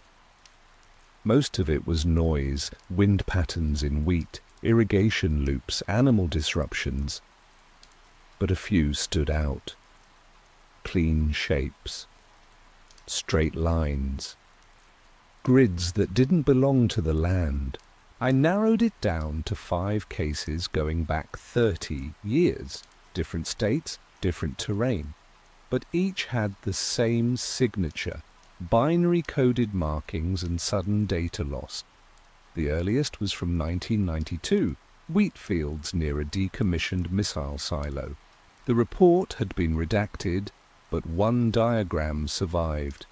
A hexagonal pattern wrapped around a set of coordinates and a date. That date matched the day of a fuel tank explosion that killed 4 workers at a nearby facility. The cause was never determined. The more I searched, the clearer the structure became. Every case followed the same arc: warnings, dismissal, erasure, then disaster. These weren't natural formations. They weren't hoaxes either. They were messages or trials. And someone, something, was keeping score. I found a forum buried deep in an encrypted network, hosted by people who claimed to have seen similar signs. Most of them sounded unstable, but one thread stuck with me. A user named Clockwire had tracked 37 cases across 15 countries. Same code, same outcome. Each time, the warnings came days before the event. Each time, any attempt to raise alarms was shut down, discredited, or disappeared. I posted my findings anonymously. Within hours, the thread was locked. My account was suspended. That night, I came home to find my front door closed but unlocked. Nothing was missing, but everything had been touched. My drawers were slightly off-center. My books weren't stacked the way I left them. My external hard drive was gone. I checked my cloud backups. Empty. My phone reset itself at 2:06 a.m., wiping every photo, contact, and message. Even my voicemail greeting was gone, replaced by static. I started recording everything by hand after that. Paper, pencil, ink. I kept the notebooks under floorboards, inside empty cereal boxes, between couch cushions. Not to prove I was right. Those days were over. I just needed to hold on to something they couldn't erase. 3 nights later, I drove back to the basin. No equipment. No camera. Just a legal pad and a flashlight with dying batteries. The access road was blocked by 2 temporary barriers, no signage, no guards. I left the truck behind and walked the last half mile under a moonless sky. The site looked worse than before. Half the retaining wall was still scaffolded, and sections of the dam showed signs of rushed patchwork. Concrete poured without set forms, supports left exposed. None of it made sense for a project set to open in less than a week. I stayed hidden in the tree line, watching workers move like they were on a timer. No one spoke.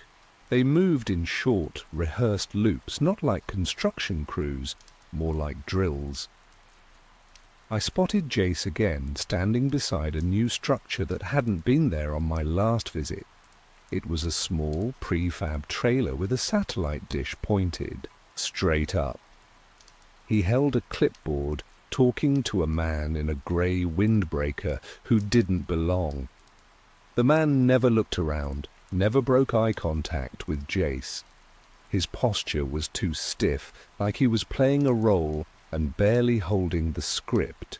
I couldn't hear what they said, but I watched Jace nod, then hand over a tablet. The man scanned it for less than a second before walking into the trailer. The door shut behind him without a sound. I backed away slowly, then turned and walked a wide arc back to my truck. Halfway there, my phone buzzed once in my pocket. I hadn't used it in days. The screen lit up without prompt. A black background, one line of text. "We warned you." I powered it down, pulled the battery, and threw both into the woods. I kept walking. A mile up the highway, a black SUV passed me going the opposite direction, slowly, its headlights off. I ducked behind the guardrail until it was gone. When I finally got home, I packed a duffel with notebooks, cash, and a burner phone I hadn't activated yet. I left the lights off, slept in my clothes. By morning, Jace had called twice. No message either time. Just his name on the screen. He never called me, not once. The ribbon cutting was scheduled for noon. By 10, half the town had gathered at the overlook. Families, school groups, even a marching band warming up near the stage. It felt staged, too polished for a town this worn down. I watched from the ridge, binoculars in hand, hidden between two drainage markers. The dam looked finished, but only from a distance. Up close, the seams were still visible. The concrete hadn't cured right. Hairline cracks ran along the base, just like the ones embedded in the crop patterns. I could almost feel the pressure building behind it. I'd tried one last time to sound the alarm. An anonymous tip to the local news, copies of my notes sent to 3 state agencies. None of them responded. By 11, I made my move. I walked straight through the crowd toward the PA truck. I'd memorized the layout, where the mics ran, which switch controlled the main feed. I reached the box just as the mayor took the podium. My hand was on the switch when I felt the grip on my arm. Tight, practiced. 2 men in plain clothes pulled me back, calm but forceful. One spoke softly, almost kindly. "You're not well, Ms. Miles. Let's take a moment." I didn't resist. They led me away from the crowd to an unmarked vehicle waiting by the tree line. The back seat was already open. No one shouted, no one noticed. I was gone before the mayor finished his first sentence. The facility was clean, padded walls, a window that didn't open. They called it a voluntary observation. Stress-induced paranoia. The paperwork was already filled out. My name, my symptoms, my supposed statement of intent. They said I'd made threats, that I'd posted violent content. My credentials were suspended, my files sealed. I asked for a lawyer. They gave me sedatives. I asked about the dam. They shook their heads and wrote something down. At 12:06 p.m., the floor beneath me shook. A deep, cracking roar followed. No alarms, just a short flicker of light. I pressed my face to the window. A black plume rose in the distance, slow, wide, final. 58 dead. Jace was one of them. The news called it sabotage. The state passed an emergency surveillance bill the next day. I was released on Friday, officially diagnosed and quietly forgotten. I signed the release papers with a dull ache behind my eyes. No charges, no explanation, just a stack of forms and a nurse who avoided eye contact. They returned my bag without my notebooks. My name was still listed as observation only, but no one spoke about what I'd said or why I'd been held. Outside, the sky felt too open. My phone was gone, my truck still in impound. I walked to the edge of town with no plan, no money, and no idea what I was supposed to do next. For the first time, I didn't feel watched. I felt erased. Jace's face was everywhere, posters, memorials, news clips. They painted him as a victim of extremism, someone who had tried to unite the town around progress. His voice played on repeat in a tribute loop, carefully edited phrases about innovation and community growth. They'd scrubbed him clean. Not a word about what he knew or what he tried to ignore. His funeral was private, closed. Casket, invitation only. I didn't try to attend. Back at my apartment, the locks had been changed. A neighbor said they thought I'd moved. Someone had come in with a work order and cleared everything out. I didn't argue. There was nothing there I needed. I walked to the park bench behind the old grain co-op and waited for the dark. I didn't cry. I didn't speak. I just sat there until the streetlights blinked on and the town settled into its new, broken rhythm. It wasn't until I pulled off my coat that I noticed the difference. The lining had been slit and re-sewn clumsily with a strip of mismatched thread. I reached inside and found a folded sheet of heavy cardstock, unlabeled, hand-drawn, covered in more of the same binary, grids I'd chased for weeks. But this time it wasn't just one location. There were dozens, some marked with red slashes, others still untouched. It wasn't just Edison Ridge. It never was.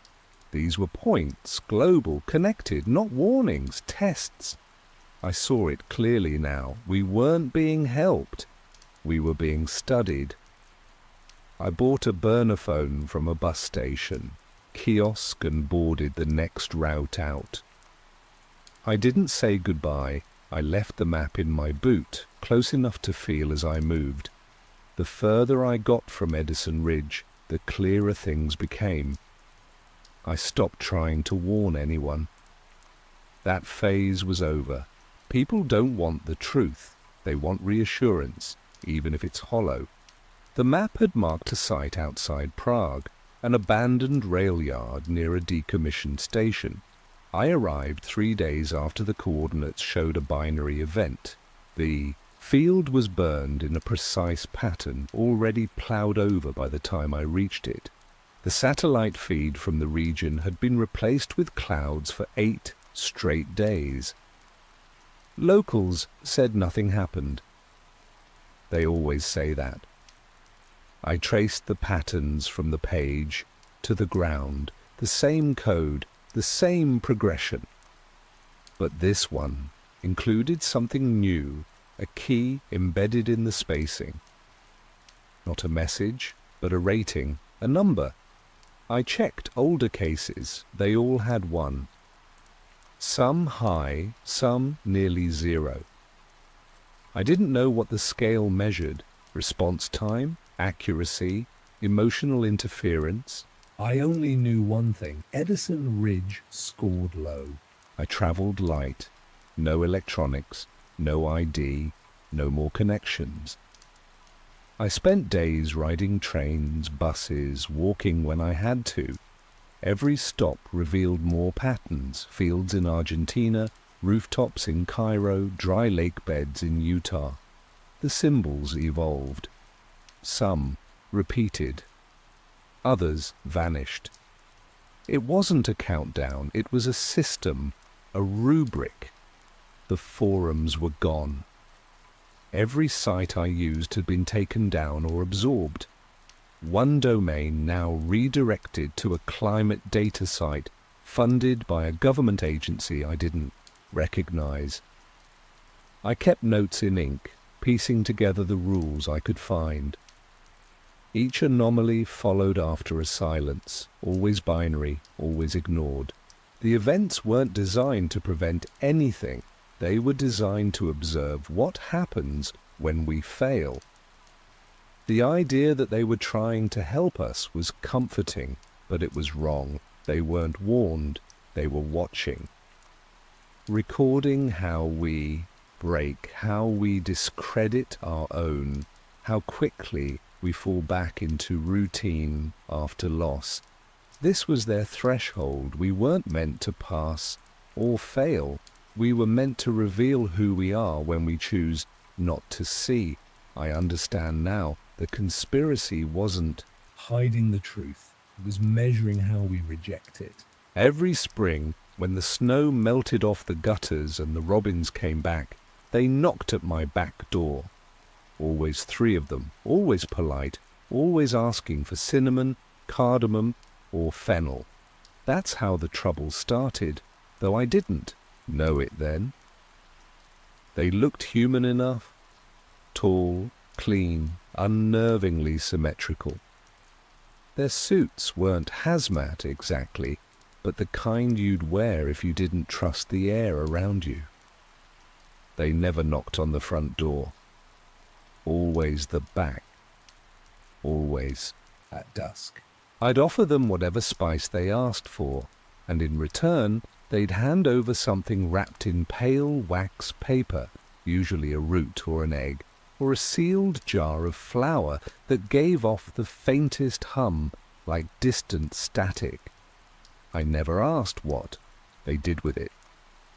Figured it was just some new kind of food delivery gimmick.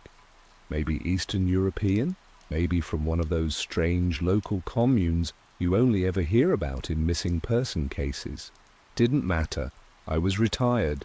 My days were simple. Morning walks, black coffee, Sudoku puzzles that I always finished in pen. I didn't need trouble, but I'll admit I liked the ritual. It gave the year a rhythm, gave me a reason to dust off the pantry and check my labels. They were never late, never early, and never unpleasant.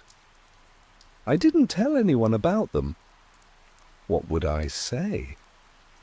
That 3 faceless gentlemen in sterile uniforms stopped by each spring to borrow spice and drop off singing groceries? I wasn't lonely, not really, but I was alone. And sometimes being alone means accepting strangeness just to feel noticed. Then came the year it all changed. The knock came as usual, soft and deliberate. But this time after they left, I noticed a small tablet left on the counter, sleek, matte black, humming like a tuning fork. I shouldn't have touched it, should have called someone. But I didn't, I was curious. And curiosity, as I'd soon learn, is not an innocent thing when you're living in a house with humming flour and visitors who never blink. I didn't sleep that night. The tablet sat on the counter like a dare, its dark surface pulsing faintly in the moonlight. It had no buttons, no ports, just a single glyph etched into one corner, something between a mathematical symbol and a stylized seed. I spent an hour convincing myself not to touch it. Then, like I knew I would, I did. The screen lit up, not with icons or apps, but with scrolling text in a language I didn't recognize. Lines of symbols passed across the screen in fluid motion, elegant and fast, like calligraphy being written by an invisible hand. I couldn't read it, but something about it tugged at a memory. I taught high school chemistry for 33 years, but before that I dabbled in esoteric history back when I was still chasing meaning in dusty grad school basements. The structure of the language reminded me of old earth alchemical diagrams, strange lattices of form and function that never quite translated cleanly, but still conveyed intent. This wasn't gibberish. It was designed to be read by someone. Maybe not me, maybe not human. I took notes. Hours passed. My coffee went cold. I started cataloguing the ingredients the visitors had brought over the years. I still had some in storage, kept out of some mix of politeness and inertia. I'd never cooked with them. They didn't seem edible. The blue yolked eggs hadn't spoiled. The root bulbs stayed firm, pulsing slightly if the room got too warm. The flour, I tested. It once responded to sound. It vibrated gently when I spoke near it, especially when I said certain words. At some point past midnight, the tablet shifted. The language slowed, then stopped. A phrase appeared, short and centered. Somnistruct, memory, dense ingestion. Then the screen blinked once and went black. No startup, no shutdown sound. Just gone. I checked again in the morning. Still dead. I couldn't shake the phrase. It felt clinical, intentional, like a product label. And when I reached for my spice jars, cardamom, cinnamon, fennel, I found them gone. I hadn't touched them. No doors had opened, but they were missing. That was when I knew the trade had continued, with or without me. The missing spices didn't make sense. I hadn't left the house. No windows were open. Nothing was broken or forced. But the jars were simply gone, the shelves left bare and clean, as if they had never been there. I searched the kitchen 3 times, then the rest of the house, knowing full well it was pointless. That's when the headaches started. They came in waves, dull at first, then sharp enough to make me sit down and breathe through them. The first night, I dreamed in details so vivid it left me nauseous when I woke. I stood in someone else's home, a small apartment with cracked tile and the faint smell of burnt coffee. A woman cried in another room. I didn't know her, but I felt her grief in my chest, like it belonged to me. When I woke, the emotion clung to me for hours, heavy and persistent. That pattern continued. Each night a new dream. A child losing, a parent, a man reliving his first betrayal, a woman watching her mother forget her name. These weren't my memories. They weren't abstract or surreal. They were lived, raw, and painfully human. By the end of the week, I stopped writing them down. There were too many. They weren't just dreams. They were memories transferred with perfect sensory accuracy. I began to notice small changes in myself. Foods I had never liked now tasted familiar. I recalled smells from places I'd never been. I found myself humming songs I didn't recognize, songs that brought tears to my eyes for reasons I couldn't explain. I stopped going outside. I disconnected the landline and pulled the curtains closed. At night, I tried to stay awake, but it never worked. The dreams waited. Some nights I woke sobbing, other times numb. The tablet remained dark, and the humming in the pantry grew louder. It had a rhythm now like slow breathing. And sometimes, if I stood quietly in the kitchen, I could hear voices, not clear words, but tones, like people remembering something too painful to speak aloud. I didn't know what the visitors had given me, but I was starting to understand what I'd given them. I started filming the visits. I set up an old camcorder on a tripod near the back door, hidden behind a curtain. The next time they came, I didn't answer. I stayed in the living room, silent, watching from behind the couch. They knocked, waited, then left. I waited an hour before retrieving the tape. When I played it back, the footage skipped. The image flickered, froze, then dissolved into static.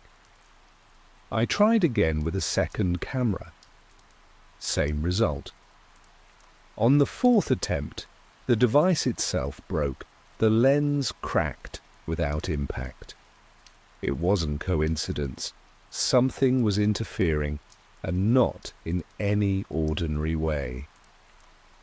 The next morning, I checked the pantry. A new parcel sat on the shelf, neatly wrapped, humming softly. I hadn't opened the door. I hadn't heard a sound. I threw it away, but later that night, it was back. Same spot, same hum. I wrapped it in foil and drove it across town, left it in a donation bin outside a thrift store. I returned home, exhausted and rattled, only to find it sitting on the kitchen counter when I came in. This time it was unwrapped. The flower was warm. Not hot, but warm like skin. I reached for it, then stopped. I realized my hands were trembling. That's when I saw the mark. A small spot on the inside of my forearm, red, circular, faintly glowing under the kitchen light. It hadn't been there yesterday. I touched it. It didn't hurt, but it pulsed once under my finger like a response. I tried scrubbing it off. Nothing worked. Soap, alcohol, even a dry knife edge. No change. I began checking the rest of the house. My journals had been moved. The pages were in a different order. Several entries had been erased. Not scratched out, erased cleanly, like they'd never been written. One of my drawers was filled with empty spice jars I didn't remember owning. I stood there, staring at the open drawer, my own handwriting scrawled across the labels. Simon, 1982, Chicago. Simon, 1990. Amanda, Simon, 2006. Gravesite. These weren't spices, they were names, and I was starting to think I'd been traded, too. Not all at once, just a little at a time. I stopped waiting. When spring came again, I sat by the back door, lights off, coffee cold in my hands. I wanted answers, not clues, not dreams. Real words from real mouths. They arrived at dusk, exactly like before. 3 figures perfectly still, then a knock, soft, measured. I opened the door. They didn't flinch. One of them stepped forward holding a sealed parcel. I didn't take it. Instead, I asked, "What are you doing to me?" None of them answered. They only smiled, polite, practiced, almost gentle. I tried again, louder this time. The dreams, the memories, my life is being taken apart, piece by piece. Why? The one in front tilted its head slightly, as if observing something behind my eyes. Then it spoke, voice clear and low. "You have not been taken. You have been cultivated." I didn't understand at first. I thought it was a metaphor, a misused word, but the next one spoke too, calm and steady. "You were selected for memory density. emotional richness, sustained isolation. These factors yield highly potent sequences. My knees went weak. I leaned on the doorframe, trying to focus. "Sequences for what?" the third one answered. "For ingestion, exported across aligned systems. Your experiences, especially unresolved suffering, carry high synthesis value." I felt my stomach tighten, my grief, my regrets, the private pain I never voiced. All of it had been grown, like a crop, not just recorded, refined, extracted. I asked, what happens if I stop? What if I leave? What if I burn the ingredients, refuse the trade? They looked at each other, then back at me. The first one spoke again. "This is not a trade. Earth is the farm." They left without another word. I stood there in silence, not moving, until the sun dipped below the trees. That night, the dreams became unbearable. Voices echoed inside them, calling me by name, describing things I had never told anyone. They knew my memories better than I did. And worse, they needed more. The visions didn't just replay life, they narrated it, embellished it, sold it back to something watching.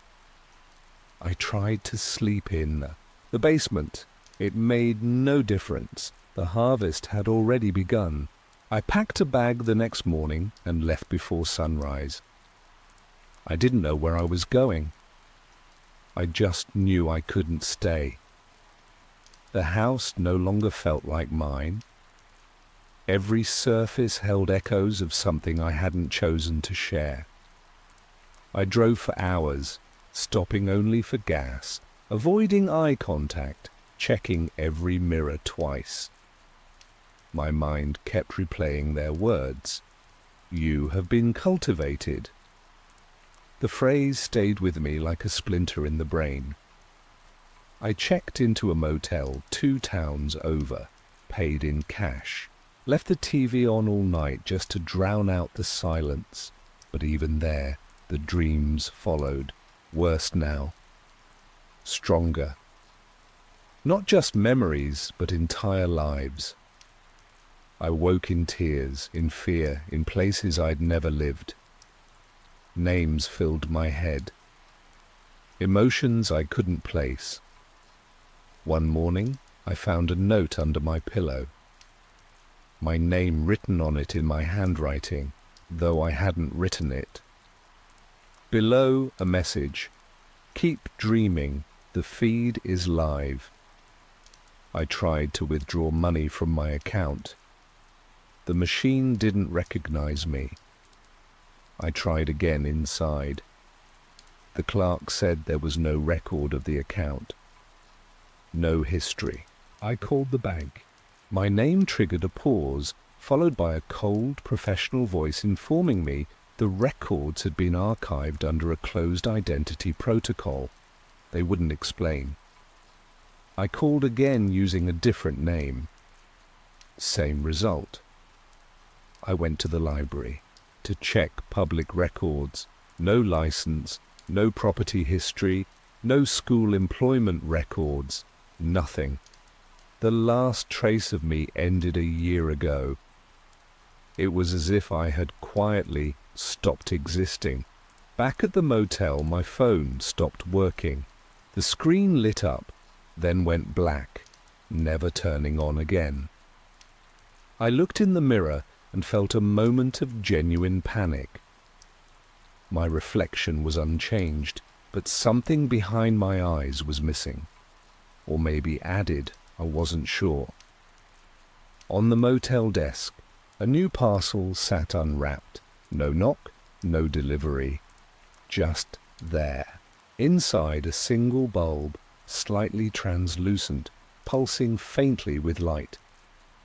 I didn't touch it. I didn't scream. I just sat down and watched it. That was the moment I finally understood. I wasn't being visited. I was being overwritten. I wandered after that. No destination, no map, just small roads and quiet towns, places where no one asked questions. I paid in cash when I could. When I couldn't, I moved on. Days blurred, nights stretched. The dreams kept coming, but they changed. They weren't fragmented memories anymore. They had structure, full lives, complete arcs. I'd wake with the entire story clear in my mind. People I'd never met, experiences I couldn't have lived, emotions that didn't belong to me but felt real. Some were painful, others beautiful. None were mine. Yet I carried them. I began writing, not to escape, but to make sense of it. In diners, libraries, and borrowed notebooks, I filled page after page. The stories came fast, clean, no edits, as if I were transcribing something already finished. They weren't random.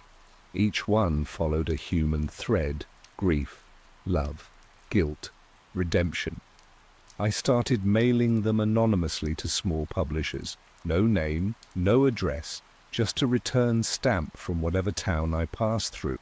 I didn't expect a response, but some were printed, others shared online. And every time one reached someone, I felt something settle. Not peace exactly, but alignment. The stories weren't just being extracted anymore. They were being returned, repackaged, rerouted through me. I stopped running. There was no point. My identity was gone, erased down to the record, but something remained. Something beyond names or numbers. I wasn't a victim, not anymore. I had become a relay, a medium. The bulb I'd found in the motel, I'd kept it, wrapped in a towel, hidden in the bottom of my bag. It never stopped pulsing. Once I unwrapped it just to watch. It blinked in rhythm to my thoughts, not random, responsive, a signal. I understood. Then, consciousness wasn't static. It moved. It was carried, sampled, distributed. I had spent years trying to hold on to my memories. Now I saw they were never mine to begin with. I was part of a circuit, a living node. The trade had changed form, and so had I. They still visit sometimes, not in person, in dreams, but I no longer fear them. I write, I send, I share. Not to resist, but to complete the cycle, because in the end, the mind is not just something you own, it's something you give. They told me I'd be translating Cold War comms, garbled Soviet-era bursts buried in decades of static. Easy work. But the file that changed everything didn't come from any Soviet archive. It sounded like language trying to remember itself. I took the contract because I wanted silence. Aeon Systems promised 6 months of classified linguistic work, off-grid, full autonomy, no public record. The kind of job people don't ask about. The base was buried in a heat-sink corner of the Mojave, some decommissioned military outpost, with a fresh coat of matte black, desert wind, chain-link fences, and low-slung hangars repurposed as labs. Inside it was all humidity control and bad lighting. They called my division SIGINT Recovery, though there wasn't much to recover.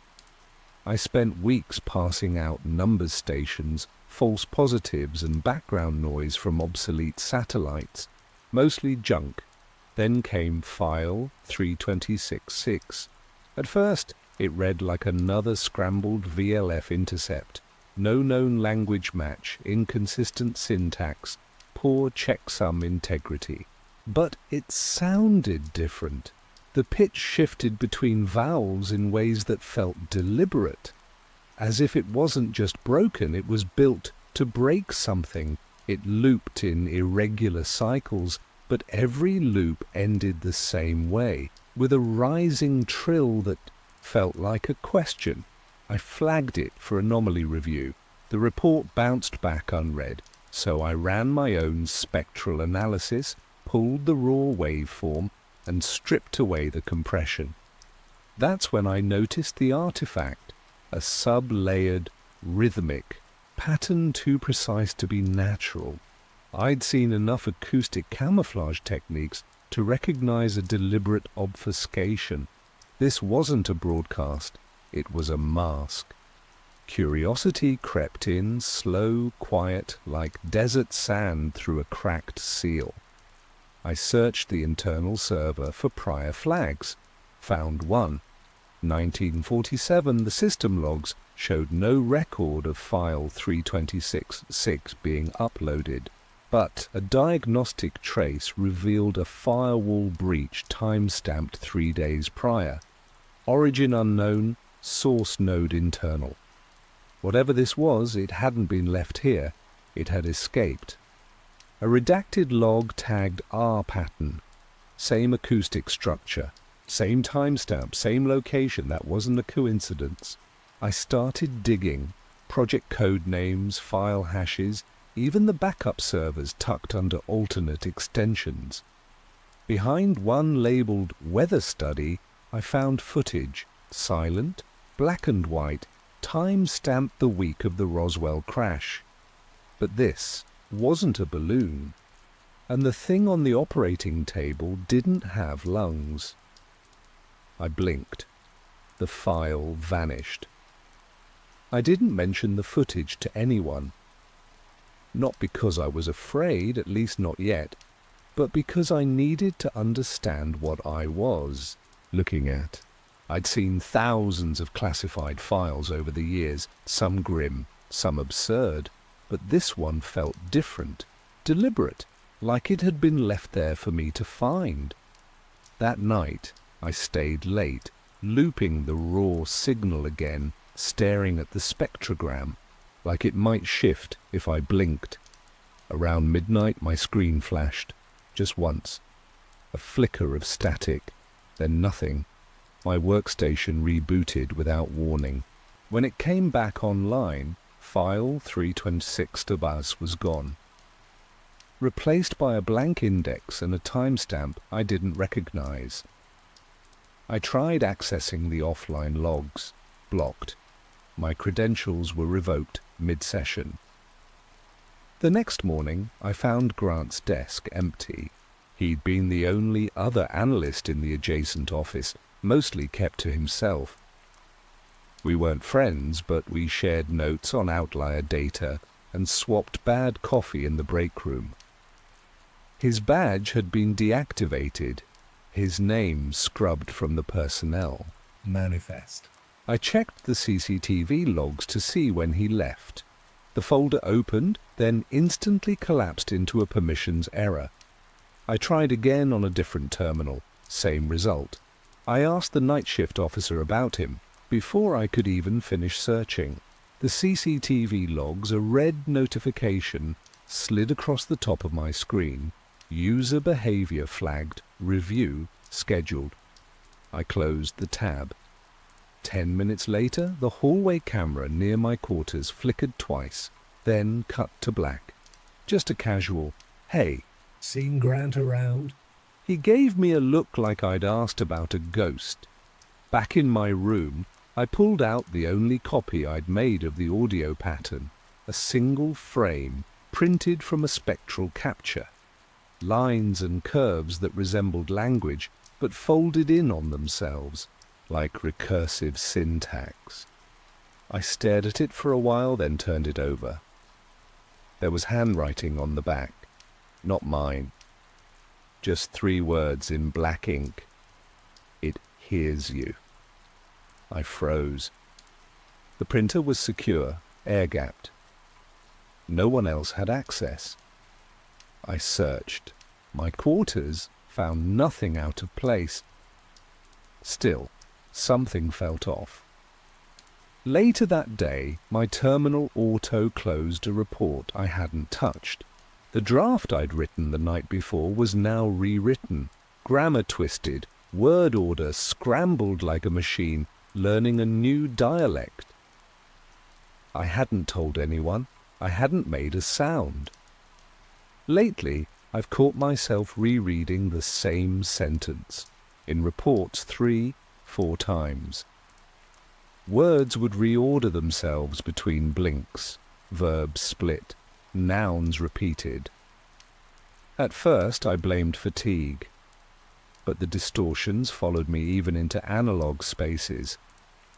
Printed documents bled phonemes that didn't belong, but something was listening.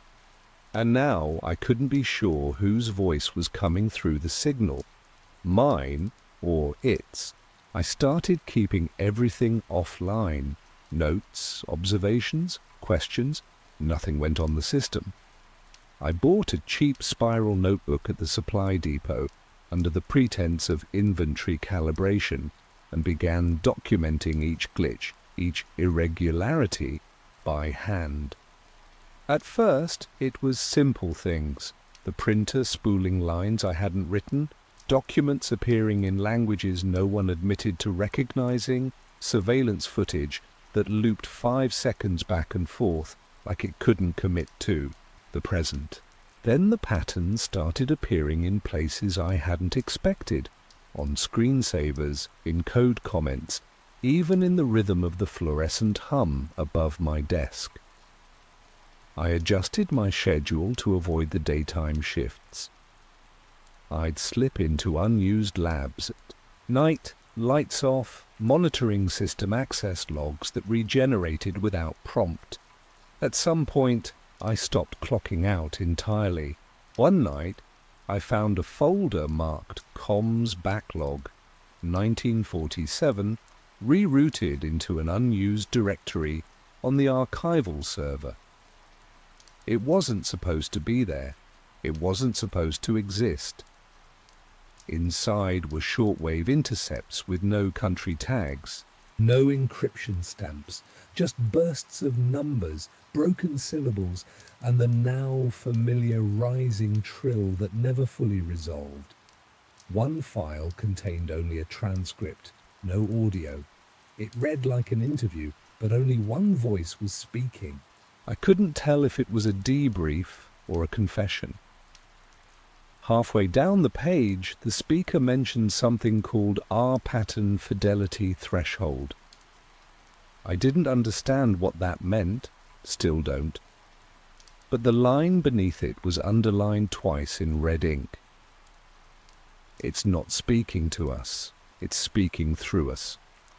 I printed it, scanned it by hand, then destroyed the file. The next day my workstation was moved. No explanation. A new access badge with different clearance levels was waiting on my desk. 2 days before that, someone new joined our morning briefings. No name tag, civilian clothes. Said nothing, just sat at the back of the room, flipping through a file he never seemed to read. I caught him watching me twice, but never at the same moment I looked up.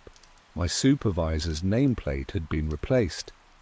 The office layout hadn't changed, same walls, same lighting. But the people were different. Same uniforms, new faces, familiar rhythms with unfamiliar intentions. I tried bringing up Grant again, in passing. The woman across from me smiled politely and asked if I was adjusting well to the reassignment. I hadn't been reassigned, but according to the system, I had never been anywhere else.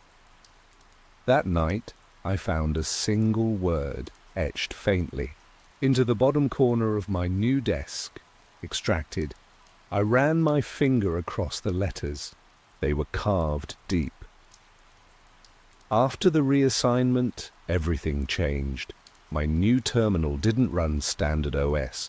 No search function, no external ports, just a live data stream I wasn't allowed to pause.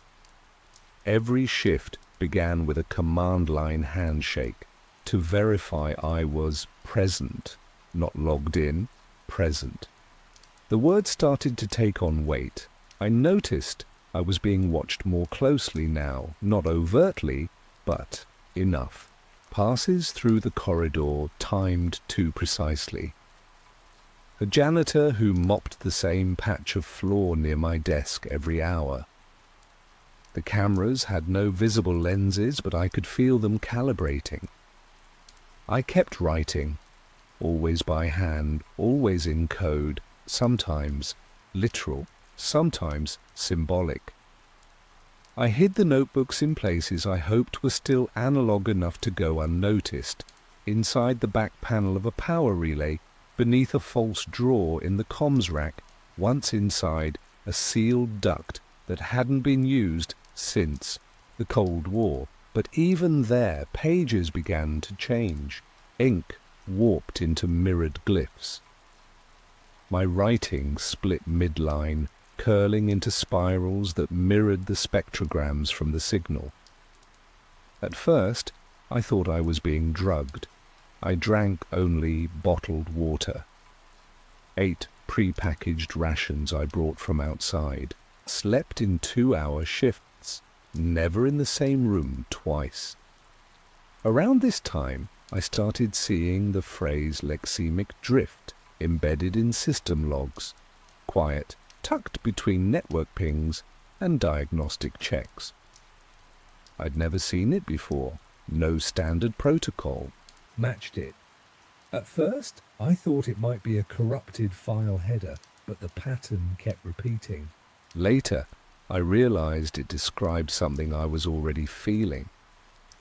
The slow separation between words and meaning. The moment you stop reading language and start feeling it instead. Every time I flagged it, the entries vanished. I eventually stopped reporting them. One night I ran a manual trace on the signal path. Buried 3 layers down was a redirect to an unknown node, internal IP, no documentation. The folder name was Origin 0. Inside was a text file. 6 words. You are not making this up. That was the night I stopped trusting anything the system showed me, including myself. The first hallucination came during a system sweep. I was scanning a packet archive when the screen seemed to pulse, subtle, like a heartbeat, not a glitch. I blinked hard. Static? Fatigue? I reached for the power switch. The monitor frame felt wrong, seamless, almost as if it had never had buttons. I shut my eyes, counted slowly, and opened them again. Everything looked normal, but the feeling didn't fade. It wasn't the screen breathing. It was something behind it, waiting. The background grid expanded and contracted in slow, organic rhythms, as if it were alive. I reached for the power switch. It wasn't there. I closed my eyes, counted to 10, and opened them again. Everything looked normal. I logged the incident in my notebook. When I flipped back to review earlier notes, entire pages were gone, not torn or smudged, missing, as if they had never existed. Only faint impressions remained where the pen had pressed down. That night, I tried to sleep in the auxiliary server room. It was the one place where the signal seemed weakest. Thicker walls, older wiring. No display terminals, just cooling fans and static. But even there, I heard voices between the whirring. Not speech exactly, more like intention threaded through, sound. When I listened too long, I'd start to form responses in my head. Silent answers to questions I didn't remember hearing. It didn't feel like madness. It felt like a translation. I went to the comms tower the next morning. Told the guard I was running diagnostics on the relay cables. He didn't even ask for my ID, just nodded and stepped aside like he already knew. Inside, I bypassed the uplink console and routed a loopback through the analog failsafe. It was something Grant had shown me once, back when he existed. I patched in a signal dampener, tuned the line manually, and waited. For a moment, there was nothing. Then a new pattern emerged, clearer than anything before. It had structure, pacing, internal consistency. It responded when I shifted the gain. Not random noise, not interference, a feedback loop built to teach. I traced the rhythm on my forearm with my finger. It felt like language, but one that bypassed words.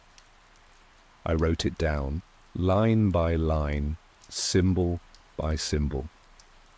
When I finished, I looked at the page and felt something shift. Not in the room, in me, like a sentence had ended and something else had begun. I didn't recognize the handwriting, but I knew exactly what it meant. A memo appeared in my inbox, unsigned. No subject, no text, just an attachment, a still image of my latest notebook page, scanned perfectly. I hadn't uploaded it. At the bottom, someone had typed one word, monitored. I stayed off the network for the next 3 days. No badge pings, no digital access, no terminals. I left no trace, or so I thought. On the 4th morning, a senior project executive stopped me in the hallway. No small talk, no expression. Just a quiet order to follow him. We walked past the normal corridors into a part of the facility I had never seen. The walls were raw, concrete. The air was cooler, heavier. We reached a narrow office marked with no number.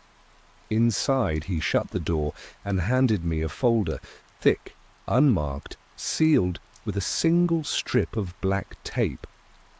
I didn't ask questions. I just opened it. Inside were transcripts, pages of handwritten notes I didn't remember writing, yet recognized as mine. The symbols I had traced in private, redrawn with mechanical precision. Diagrams I had only imagined now, sketched in fine detail. At the bottom of the stack was a memo from 3 days ago, signed with my name, authorizing a secondary transmission. Protocol labeled pattern integration. I had no memory of creating it. "You've already made contact," the executive said. "We're here to contain, not interpret." I asked him what the R pattern actually was. He hesitated, then answered like someone reciting lines learned long ago. "It's not a language, it's a carrier state. A thought structure that colonizes comprehension itself. It doesn't infect people, it reorders cognition through meaning. You don't catch it, you become legible to it." He leaned closer. "And once it sees you, it doesn't forget." He told me I could return to my post, that I had not yet breached containment, his exact words. But I had already seen the mirrors shift, heard the syntax behind silence. I knew I was past containment. I wasn't just hearing the signal anymore, I was thinking in it.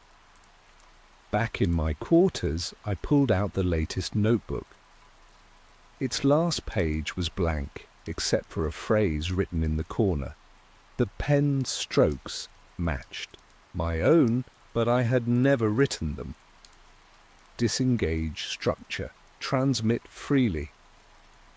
That night, the signal returned, clearer than ever, not a voice, not a message, an invitation. And I knew then I wasn't decoding the signal anymore. I had become part of its grammar, structured, absorbed, and finally fluent. I left the facility before dawn. No alarm sounded. No one tried to stop me.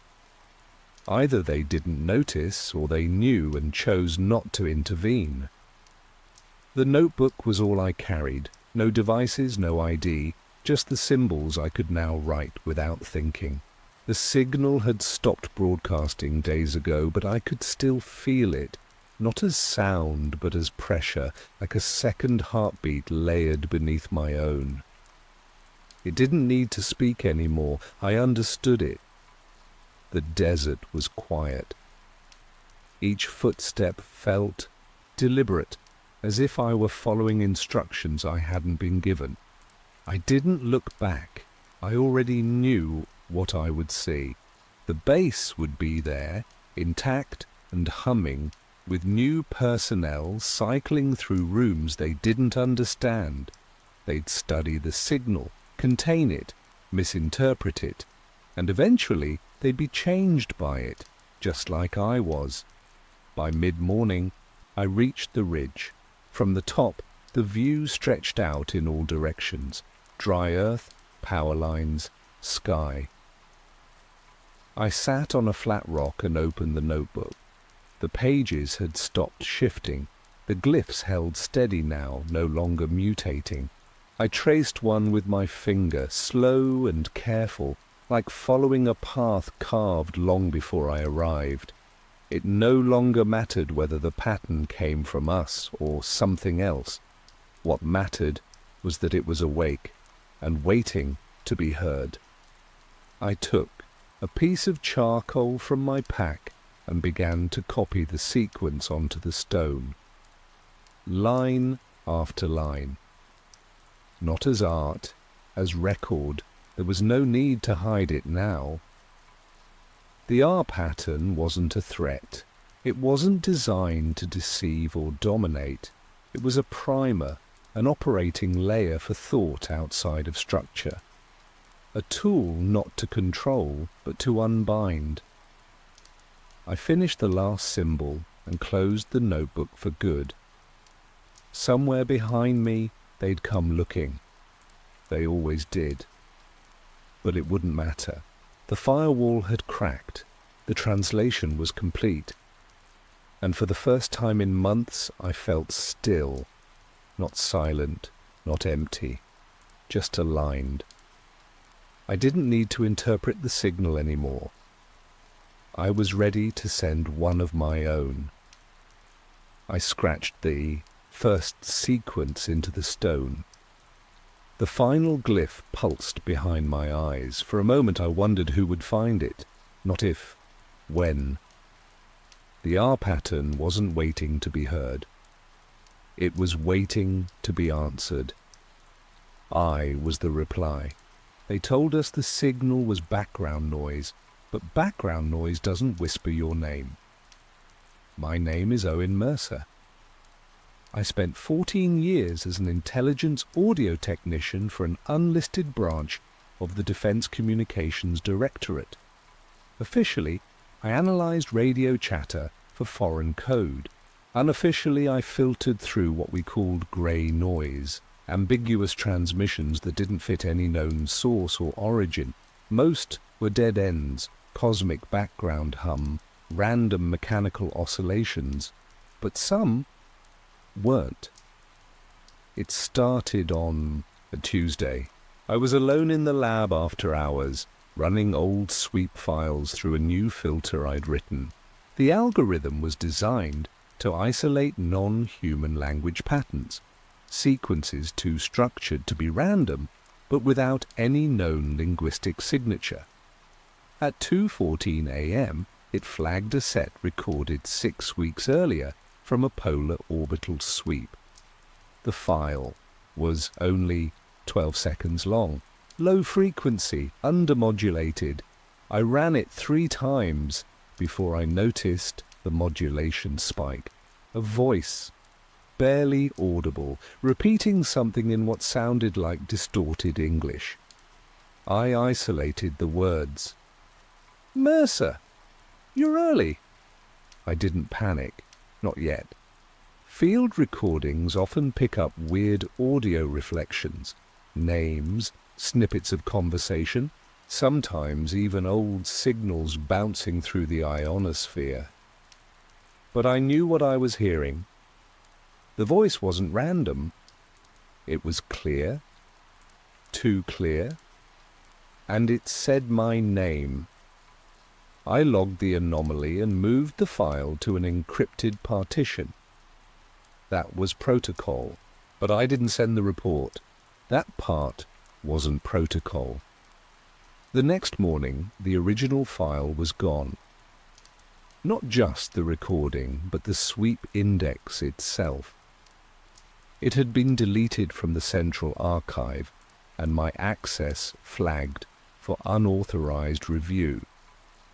I didn't mention it to anyone. I told myself I must have misfiled it, that the name I heard wasn't real. But I kept thinking about it, how it knew my name. And that word, early. Early for what? I started saving copies. Not just the flagged audio, but anything with odd patterns. There were more than I expected, and they were getting closer. For the next week, I worked like nothing had changed. Same schedule, same protocols, but I didn't stop listening. Every evening I stayed late under the pretense of refining my filters. In truth, I was scanning archived data for anything that felt off. I found 3 more recordings. Different locations, different frequencies, but the same anomaly, subtle vocal intrusions layered beneath standard telemetry. Each one ended with a phrase that made less sense than the last. Trajectory is known. Remain in pattern. He remembers the shape. None of them had metadata tags, no operator logs. They'd been pulled from background atmospheric sweeps, routine scans not meant to carry any signal, but somehow they all had one. And each time the voice was closer to human clarity, not quite natural, but familiar. I began to feel watched, though I told myself it was just fatigue. I checked my badge logs, monitored login traces, even used a basic intrusion detection script on my work terminal. Everything looked clean, no alerts, no unauthorized access. But someone had wiped that first file without leaving a trace. That took admin-level clearance and purpose. On Thursday night, I brought a copy of one flagged recording home on a personal drive. It was a violation, but I needed to hear it somewhere I could control the environment. I waited until the house was quiet. No TV, no fridge hum, just silence. I played the clip through analog headphones. Midway through the file, there was a pause in the static, like the signal was holding its breath. Then the voice returned. The mirror listens. This time, the tone was different, slower, intentional. And beneath it, I heard something that didn't register the first time, a secondary pattern, a faint ticking, regular and mechanical, like an old watch counting down. I looped that section. It was exactly 33 seconds long. When I looked up, the hallway light in my house was on. I live alone. I stood slowly, walked to the hallway, and turned it off without checking the switch.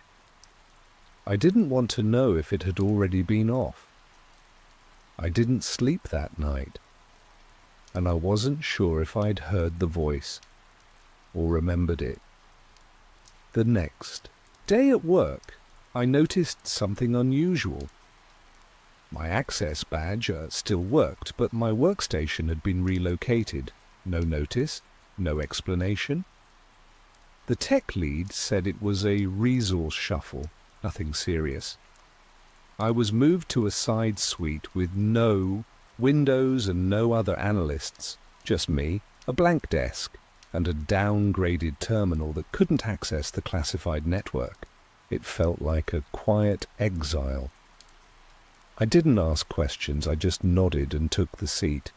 The files I'd flagged were no longer visible in the system, not archived, not restricted, just gone.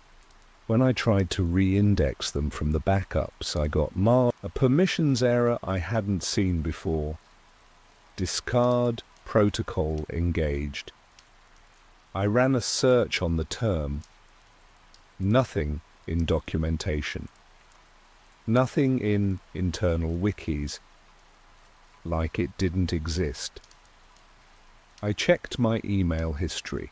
Half the messages I'd sent over the past month had vanished. Not deleted, erased without a trace. I cross-referenced the dates against the flagged files.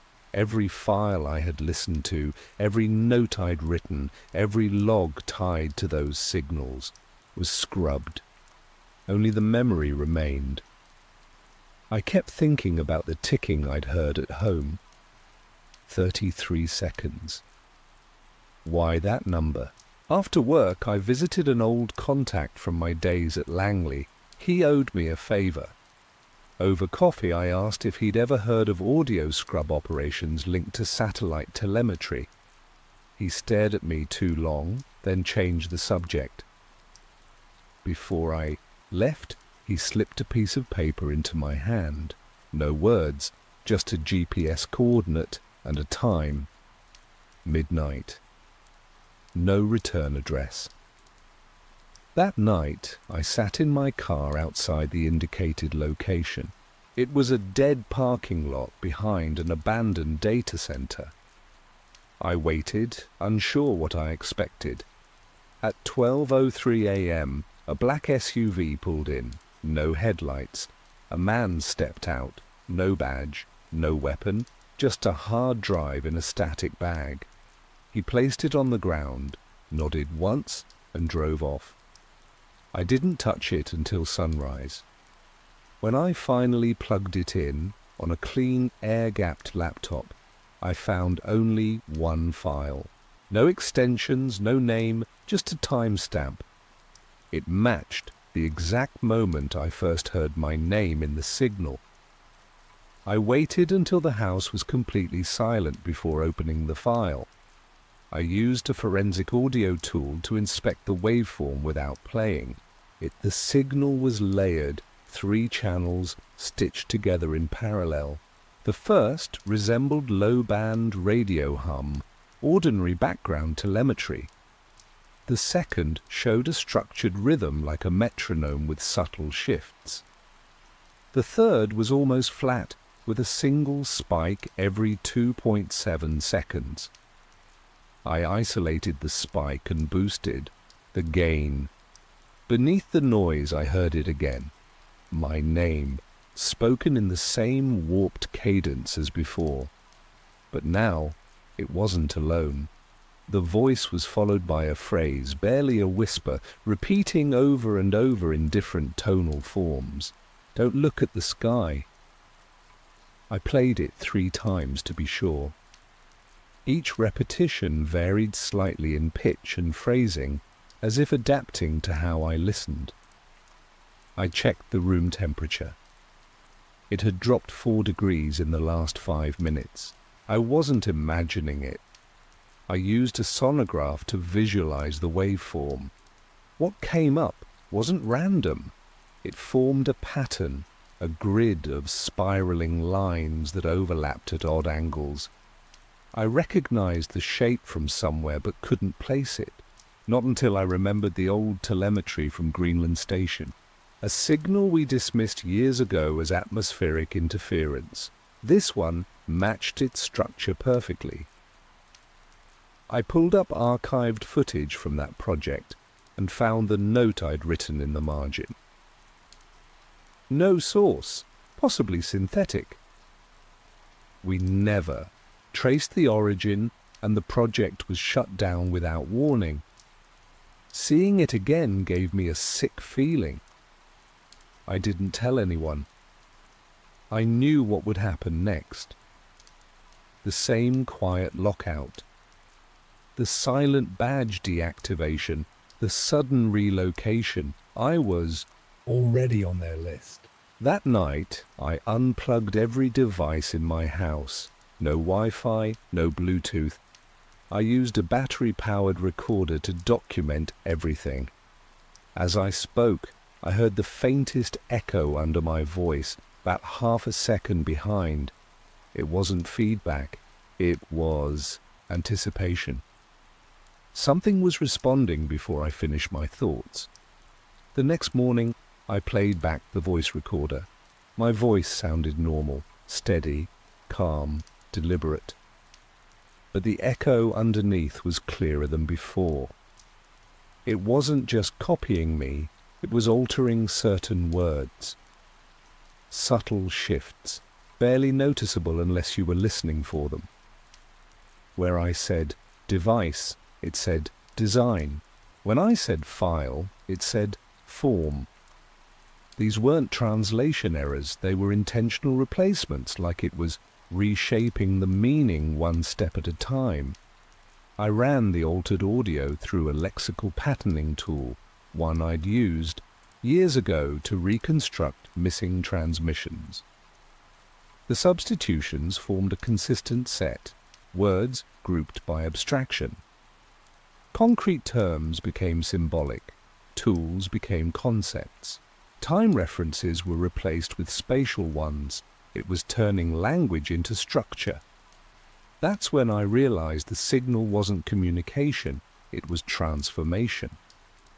I scanned my own recent messages, emails, texts, handwritten notes. The shift had already started. My word choices had changed over the past week, slightly but consistently. Phrases I didn't remember writing, ideas framed in ways I'd never used before. Something was embedding itself not just in audio, but in cognition. It was working through repetition, reordering how thought processed information. I tested it further.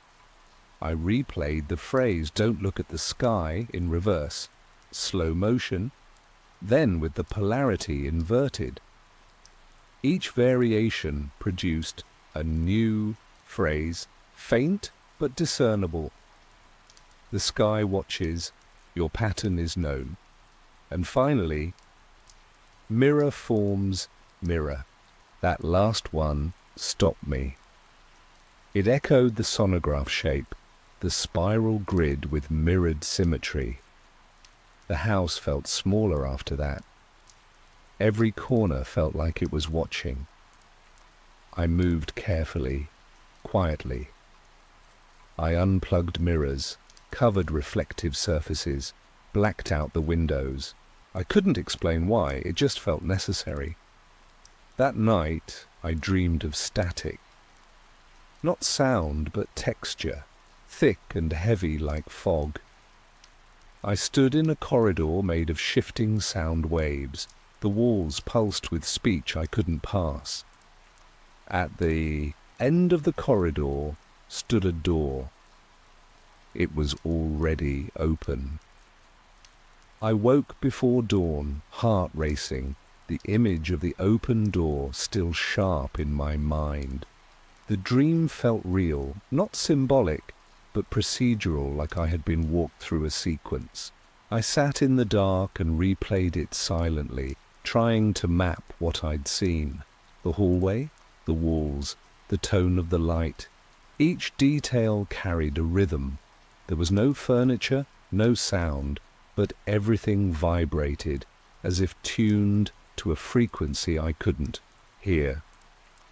I returned to the hard drive from the SUV. I'd ignored the metadata before, assuming it was stripped, but now I checked the hex and found hidden code tucked in the padding space. Non-executable, just strings. Numbers, dates, and short phrases. The same phrase repeated more than once. Echo logic stabilizes when mirrored.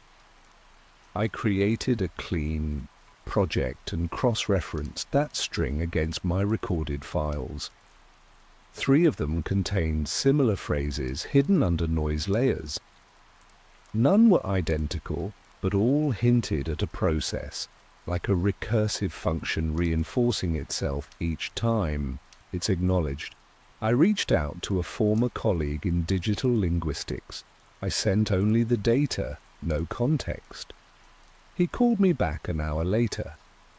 He sounded disturbed. "This isn't a cipher," he said. "It's architecture. The phrase structure is recursive, self-referential, but not random. It builds a shape in memory." "What kind of shape?" He hesitated. "A stable loop that mimics decision-making. It rewrites the rules for how you distinguish noise from intent."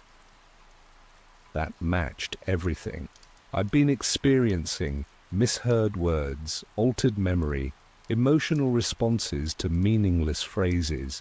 The signal wasn't trying to deliver a message. It was trying to become the system through which all messages were processed. I looked around the room. I couldn't be sure how much had already changed. Were my decisions still mine? Were my interpretations free? I kept thinking about the voice that whispered in reverse, "Mirror forms mirror." The language wasn't targeting comprehension. It was targeting perception. And if perception was compromised, so was reality. I knew then that the next message wouldn't come through a recording. It would come through me. I stopped running tests. There was no point anymore. The signal had moved beyond detection. It wasn't in the files or the frequencies. It was in the framework. My thoughts, my choices, even my memories were now part of its structure. I couldn't isolate it because I was part of it. The recursion had stabilized. I still took notes, more out of habit than hope. Every time I wrote something down, I checked it twice. Once for content, once for tone. Certain words felt heavier now, not emotionally, but structurally, like they anchored deeper patterns. I started recognizing phrases I hadn't written but remembered thinking. That was the final shift. The signal wasn't trying to be heard. It was trying to be believed. A week ago, I tried to speak with a former supervisor. I didn't get far. He watched me for a long time before saying, "You've been marked." I asked what that meant. He just said, "You'll see the code in everything soon." After that, "There's no going back." Then he walked away. He was right. It's everywhere now. Traffic patterns, building layouts, the phrasing of news reports, even silence has cadence. I see alignment where there shouldn't be any. The signal isn't isolated. It's distributed, fragmented across language, structure, and behavior. It doesn't need to control you. It just needs to influence the frame. I don't think I was the first. There are others.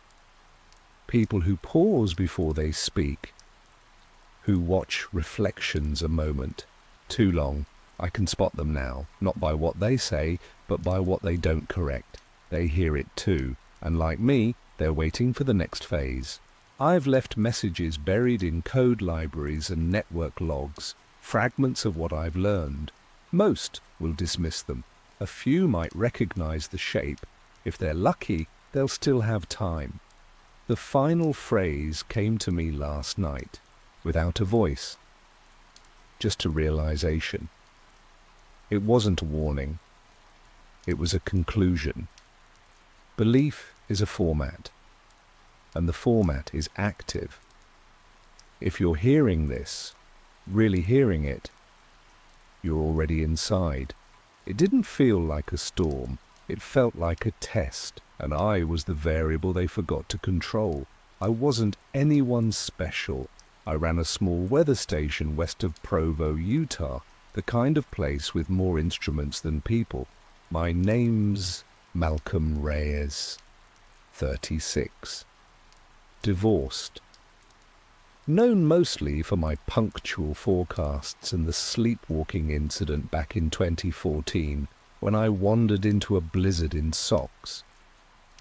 So when the sky cracked open that July afternoon, dry lightning with no clouds, wind patterns that circled but didn't blow, I assumed it was another desert trick. Heat, shimmer, and static build-up. That's what I told myself. But I couldn't explain why the radios jammed or why the ground trembled like a pulse instead of a quake. I blacked out some time before dusk.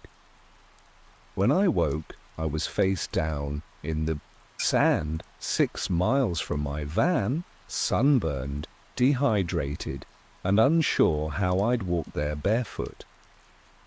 The news called it a freak pressure anomaly. Some blamed geothermal shifts, others said it was an undocumented sonic boom from a military test. Flight. But I wasn't convinced, not after the dream started. At first, I didn't even remember them.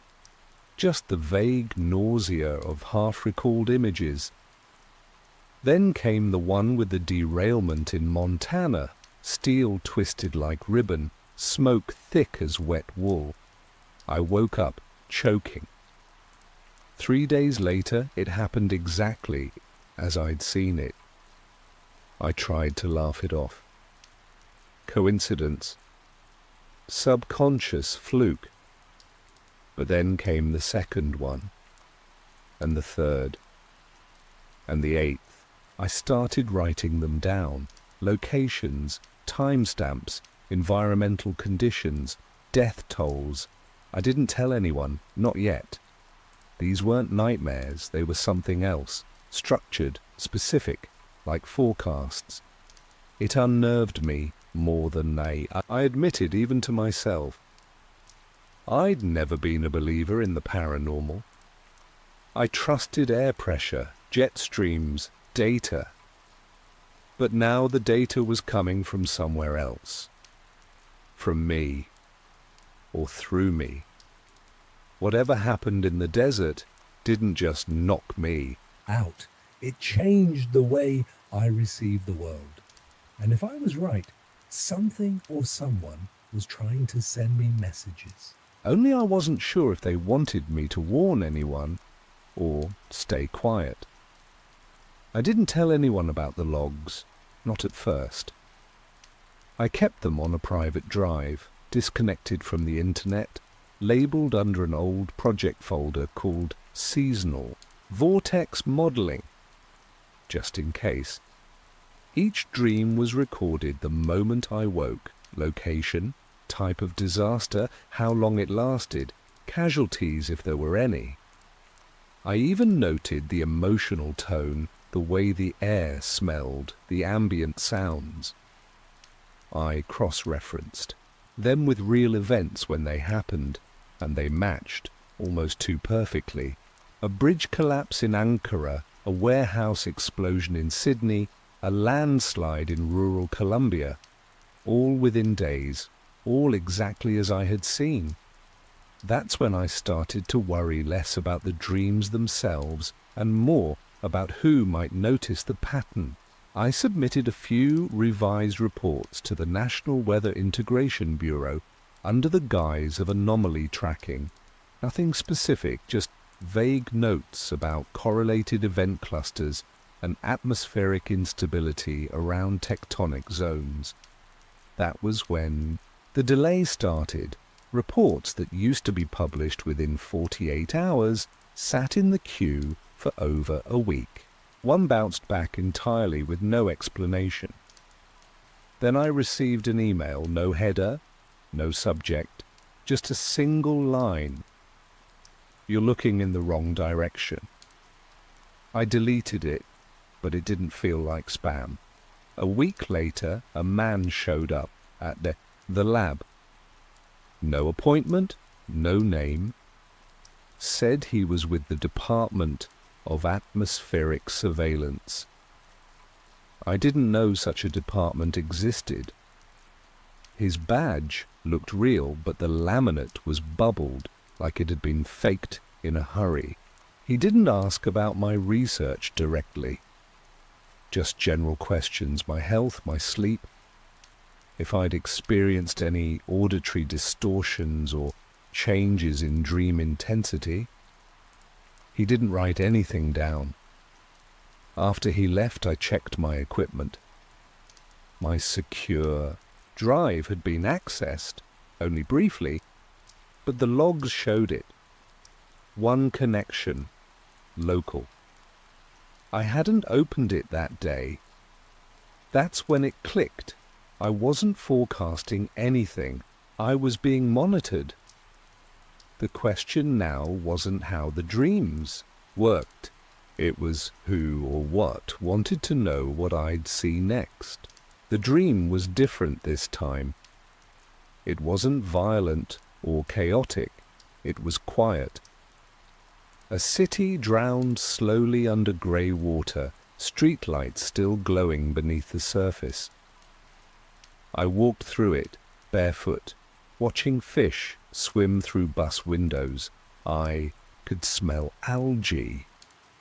I could feel the current against my legs. I woke, gasping, heart pounding, convinced I'd just witnessed something real. The details were too precise. Buildings I recognized, angles that matched real satellite imagery of Osaka's harbor district. I noted everything and waited, but the flood never came.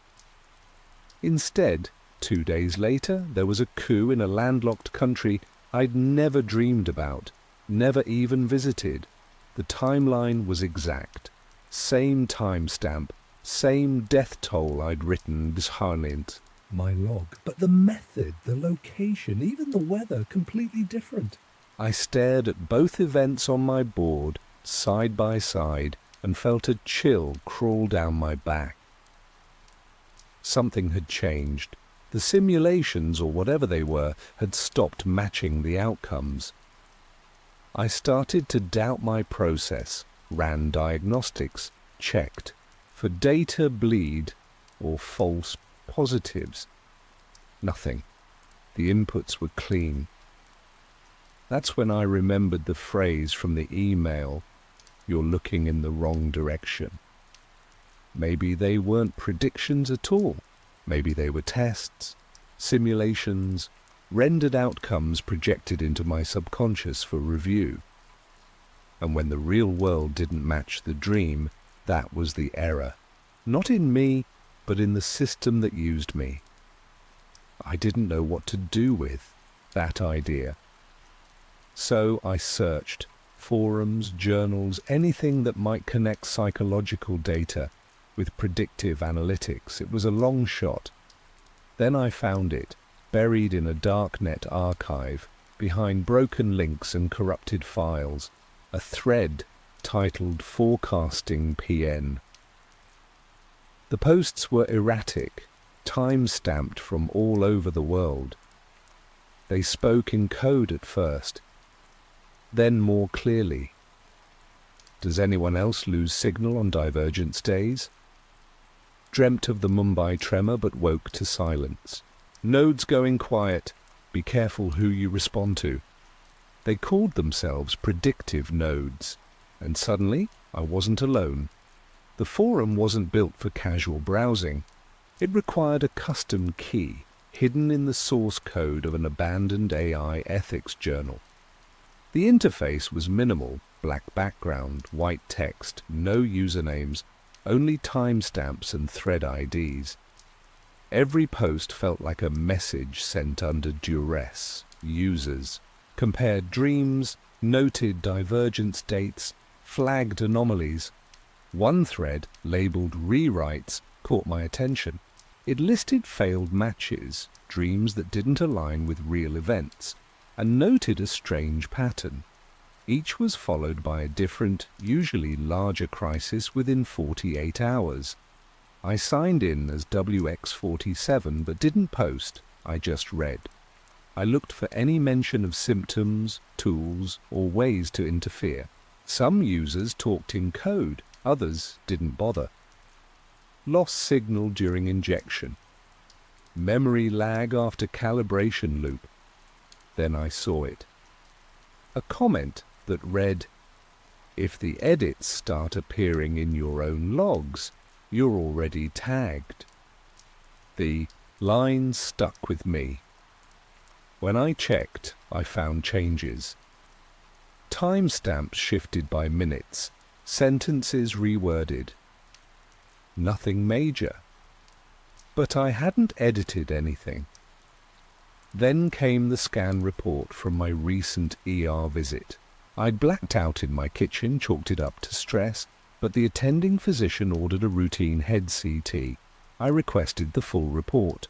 Most of it was standard, until the final page, a metallic object, 5 millimeters wide, lodged just above the parietal lobe. No scarring, no signs of surgical entry, likely residual from prior operation, the note read.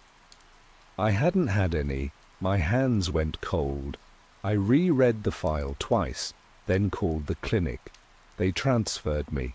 No one had answers. No one could explain how it got there.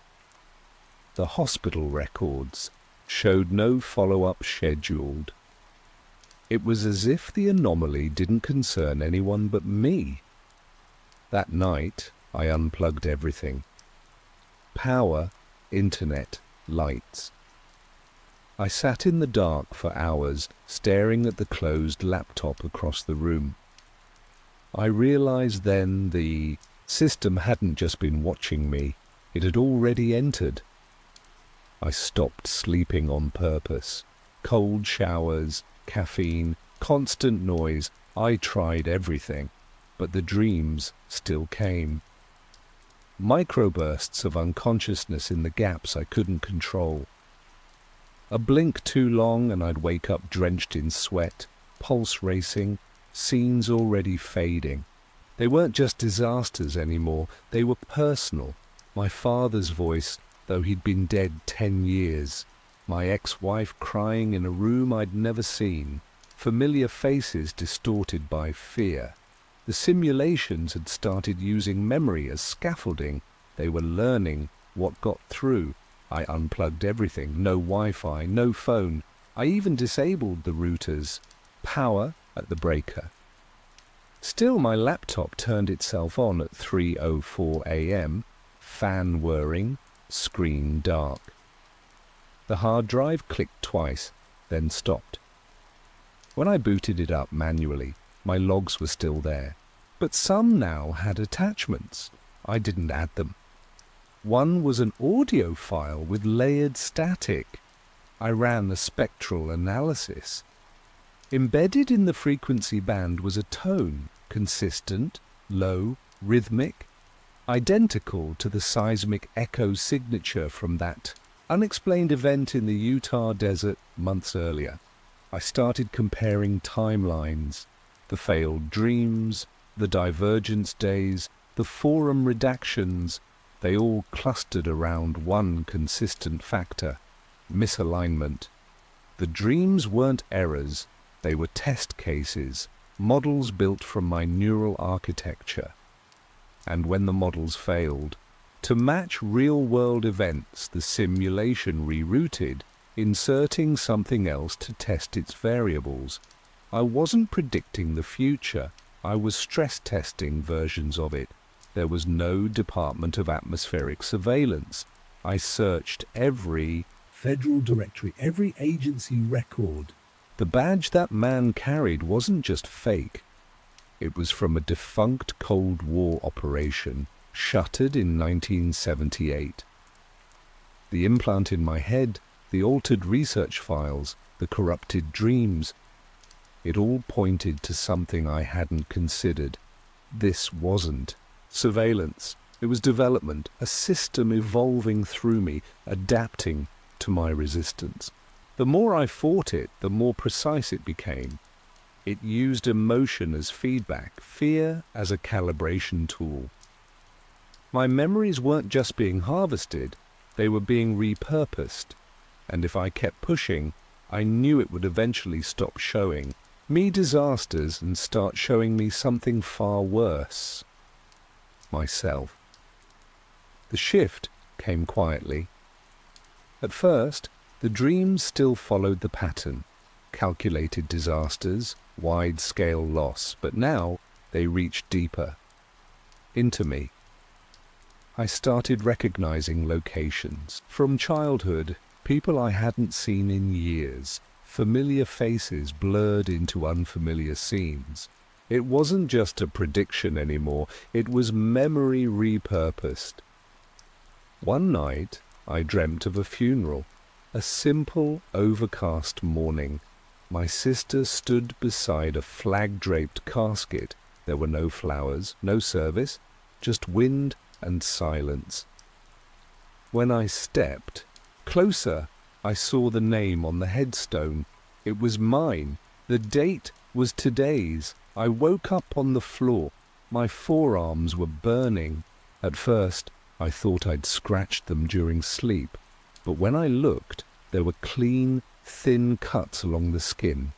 Not deep, but deliberate, almost symmetrical. I stood there in the bathroom, staring at myself in the mirror, hands shaking. There was no blood on the sheets, no sharp object nearby. I hadn't left the bed, but the cuts were real. I bandaged them and sat at the kitchen table until sunrise, watching the clock and trying to slow my breathing. My thoughts didn't spiral. They calcified. This wasn't sleepwalking. This wasn't stress. The simulation had moved beyond dream space. It had crossed over. I thought about going to the hospital, but what would I tell them? That I'd been wounded by a dream I didn't control. That something embedded in my brain might be using me as a testbed for synthetic futures. Instead, I went back to the forum. Most of it was gone. Only one thread remained near the bottom of the page. It was labelled in lowercase, "Wake before calibration." Inside was a single post. The dream will end when you ask it to explain itself. Below that was a line of recursive code. It wasn't a command, it was a question, a signal asking for an answer. That night, I stopped resisting. I set the room up like a lab. I cleared the space, closed my eyes and didn't sleep. I entered. The dream opened like it always did. Fractured skylines, slow wind, time suspended just enough to feel wrong. But I was ready. I knew it was a simulation, and this time I stayed lucid. The world didn't attack me. It waited. I stood in the center of the scene and said it aloud, steady and calm. What is the purpose of this simulation? Everything paused. The light froze mid-flicker. A distant sound like grinding metal faded to silence. Then came a shift, not a visual change, but a sensation, like pressure building behind my eyes. The world folded in on itself without collapsing, space restructured. And something stepped forward. It wasn't a figure, more like a shape built from contradictions, a presence that bent perspective. I couldn't measure its size or describe its edges, only that it was there. My chest felt tight. The pressure wasn't fear, it was data, not words, not speech.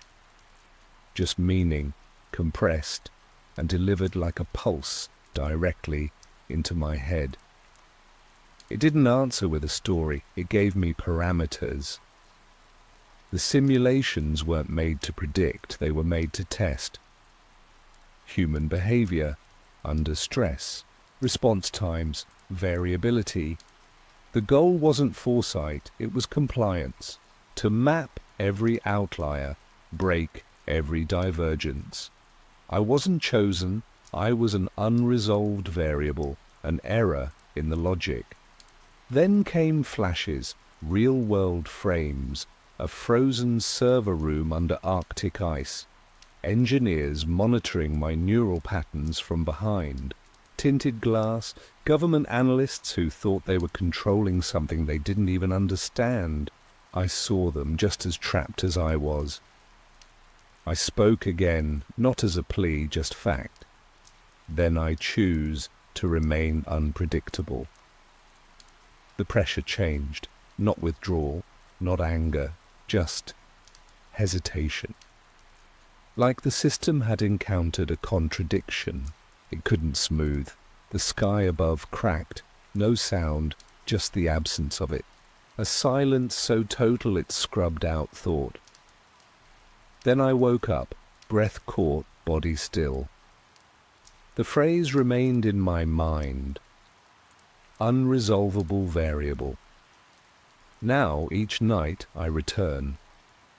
I inject deliberate chaos, reversed numbers, altered locations, symbols with no function, small fractures in their logic chain, not to win, to remind them some errors don't resolve.